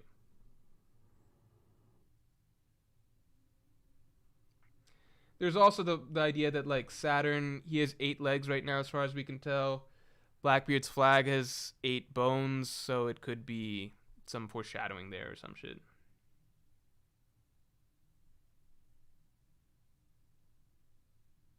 Yeah, there's the other option, like Rishik Pandit says, what if Roger first came to God Valley to free slaves, was having to fight with Garp or Garling, but then Rocks third-partied them? There's also the reality that I think a lot of this could be, like some people were saying earlier, free-for-all or mix and match. I think the reality is a lot of this could be moved around. Like, maybe you see Roger versus Garling first, but then they both have to switch sides or switch attentions to fight Rocks. There's a lot of possibilities here. So basically, this is a very... I think in terms of any of our prediction streams, this one might be the most baseless of all of them that we've ever done. It's just calling it like it is. But that's okay, because what if we're randomly right about some stuff? Who knows? Mark Hogan, thanks a lot. Weird for Blackbeard's Zone to be the one Luffy already fought. Yeah, that's the other problem with it, which is why a lot of people are also saying, like, what if he gets Kaido's Devil Fruit? Like, what if he swoops in at the end of Wano and steals Kaido's Devil Fruit? That was a theory going around for a long time. I didn't like that because it was just fighting the same thing again. So if it's not Gorosei Saturn, maybe it's another one of the Gorosei or something like that whose fruit he takes. But I do think Blackbeard getting 3 fruits and one of them being a Zoan, particularly a strong mythical Zoan, could be really good. All right, any final questions? Because this is basically what we've got. Pierce Sullivan, thanks for the 10. Will Fisher Tiger be at God Valley with the other slaves? Fisher Tiger said he tried to love humans but just couldn't. Could he have teamed with other slaves/revolutionaries but not got along? I saw this talked about in last stream, where we're talking about who might show up at God Valley. And as soon as Fisher Tiger was brought up, I really felt like that fit quite a bit. Just because Fisher Tiger must have escaped at some point, right? But what other point could you have escaped as a slave from Marijoa outside of God Valley? Because the only other incident was when Fisher Tiger himself did it and freed off those slaves. So I feel like it has to be this incident. I think it would be amazing if we got Fisher Tiger and a bit of him in this flashback. It would be so sad to see, but I think that just adds more to the power of this flashback. And the thing is that I don't know if we need to see that many interactions. Like, oh, I tried to love the humans but couldn't. Like, I don't think it needs to be like him trying to make friends and then not getting along, because I think we understand just by virtue of him being a slave to the Celestial Dragons why he would hate the humans so much, you know? Kino the Far says 8 bones equals tentacles. Blackbeard equal Kraken. Try swim but drown. So I've liked the Kraken theory quite a bit for some time, because I think it was Evil who first brought it to... I first saw it from Evil and Evil's channel. And I really liked it since then. I think I'm a little less hot on the Kraken theory now. I forget why. Maybe it's just been a bit since I've heard the theory, so I need a refresher. But I wouldn't be surprised if Blackbeard's a Kraken, because again, it fits the 3 skulls, 8 bones. That visual. Rei Uchiha, thanks a lot for the 5. God Valley will be like the tournament of power from Dragon Ball Super, where everyone will constantly change partners. That's honestly what I hope to see the most, because we just see the most interactions that way, and you get to see the most fun matchups out of that, rather than it being a straight, like, A versus B, C versus D, etc. It's even a bit like Marineford, where, you know, you're not going to get to see everybody fight everyone, but we got to see Whitebeard in a moment against each of the admirals. We got to see, you know, Doflamingo, Jozu. We got to see Jozu Crocodile. We got to see Jozu Mihawk. We got to see Marco Aokiji. We got to see Marco Akainu, Marco Kizaru. You know, we see bits of everything, right? Marco Garp. Dick So Small I Piss on Myself says, the false history of Garp / Roger protected Celestial Dragons is going to come from Celestial Dragons hiding behind slaves. Dragon will see Celestial Dragons hiding behind their own kids / babies. Yeah, I think that there definitely is aspects of what Sengoku told us that is going to be revealed to be untrue. I definitely think that we're going to see that. And you're saying Dragon will see the Celestial Dragons hide behind their own kids / babies? It's funny because we know Baby Shanks plays a big role here, so I still am really curious as to how him being abandoned comes into play here. Ono Joggerwell, thanks for the 2. What about Blackbeard stealing Sengoku's fruit? Baseless. That's a fun idea. I haven't heard of that before. They did have that interaction at Marineford, so maybe Blackbeard finishes the job against Sengoku. It feels weird to me. The Buddha fruit just feels weird to me for Blackbeard to have ultimately, because it feels, I don't know. It just doesn't feel like symbolically that interesting, I suppose. The other aspect of it is that the Buddha fruit, it already does something very similar to what his Guruguru no Mi does, which is like shockwaves. So it feels like doubling up on a similar ability. Oh, you guys find that name funny? It's not the first time he's come through here, so that's why I'm not phased. But yeah, that is probably one of, if not the funniest names that I've seen come through this chat. All right, guys. Thank you all for tuning in. I would like to say we did something productive here, but I really, really don't think we did. I'm still kind of on the train of basically I like the idea that we get mixing and matching, different characters fighting different characters. I still like the idea personally that we ultimately see it come down to Roger versus Rox. I like the idea that Roger gets an upgrade or some hockey bloom of some sorts during the course of this fight, and this is the big moment that he kind of comes into his prime, despite people somehow thinking that like 33, 35 years old is too fucking young to be in his prime. I think that this is when it happens, and this is the passing of the torch. Those are my opinions. We'll see how they pan out. I would not be surprised, though, if it's initially Roger versus Garp. Roger and Garp versus Rox. And then those two... Ultimately, Garp has to leave Rox to Roger for whatever reason. I also still think Figarland Garling versus Whitebeard seems likely just because of that line we got from Shanks way back when. Whitebeard to Shanks way back when about his scar aching every time he sees Shanks' face. Beyond that, I think literally everything else after that is just some random shit. I think Rayleigh interacting with Shaki is close to... It's very likely. I think that is very, very likely. But everything else, like Rayleigh versus Shiki, I don't fucking know. Scopper versus Kaido and Big Mom, I don't know. We might not even see Scopper fight over the course of this. I don't know how important Oda considers Scopper. Saturn versus Wang Ji, it's random as fuck, maybe. B says that list is kind of ass. Yeah, I mean, let me specify. This is according to chat, so all I could do was run polls, really. And there's too little consensus in pretty much most of these characters, like who Captain John would fight, who Shiki would fight, that we could ever really get a good prediction off of this. But, you know, it's fun to think about. All right, guys. Thanks for tuning in. Still a fun stream. And I will talk to you all this Thursday after what I assume will be... like a fucking mind-blowing chapter according to these leakers, so let's see. John678 says One Piece tease at God Valley. Oh, what the One Piece actually is? I could definitely see that, because we got a bit of that last major flashback with the Odin flashback and Roger arriving at Laugh-Tale, so I think seeing the other piece of it could be really, really, yeah, could be another big One Piece hint. Mark Hogan says Roger was 39 years old here? Roger was 39? Okay, come on. This, either he shows up already in his prime, don't know about that, or he reaches his prime over the course of this fight. Come on now. You think, right, 39. He's 39. Come on. Oh, my God. All right. All right, guys. Thanks for tuning in, though, and I will talk to you all later. Peace.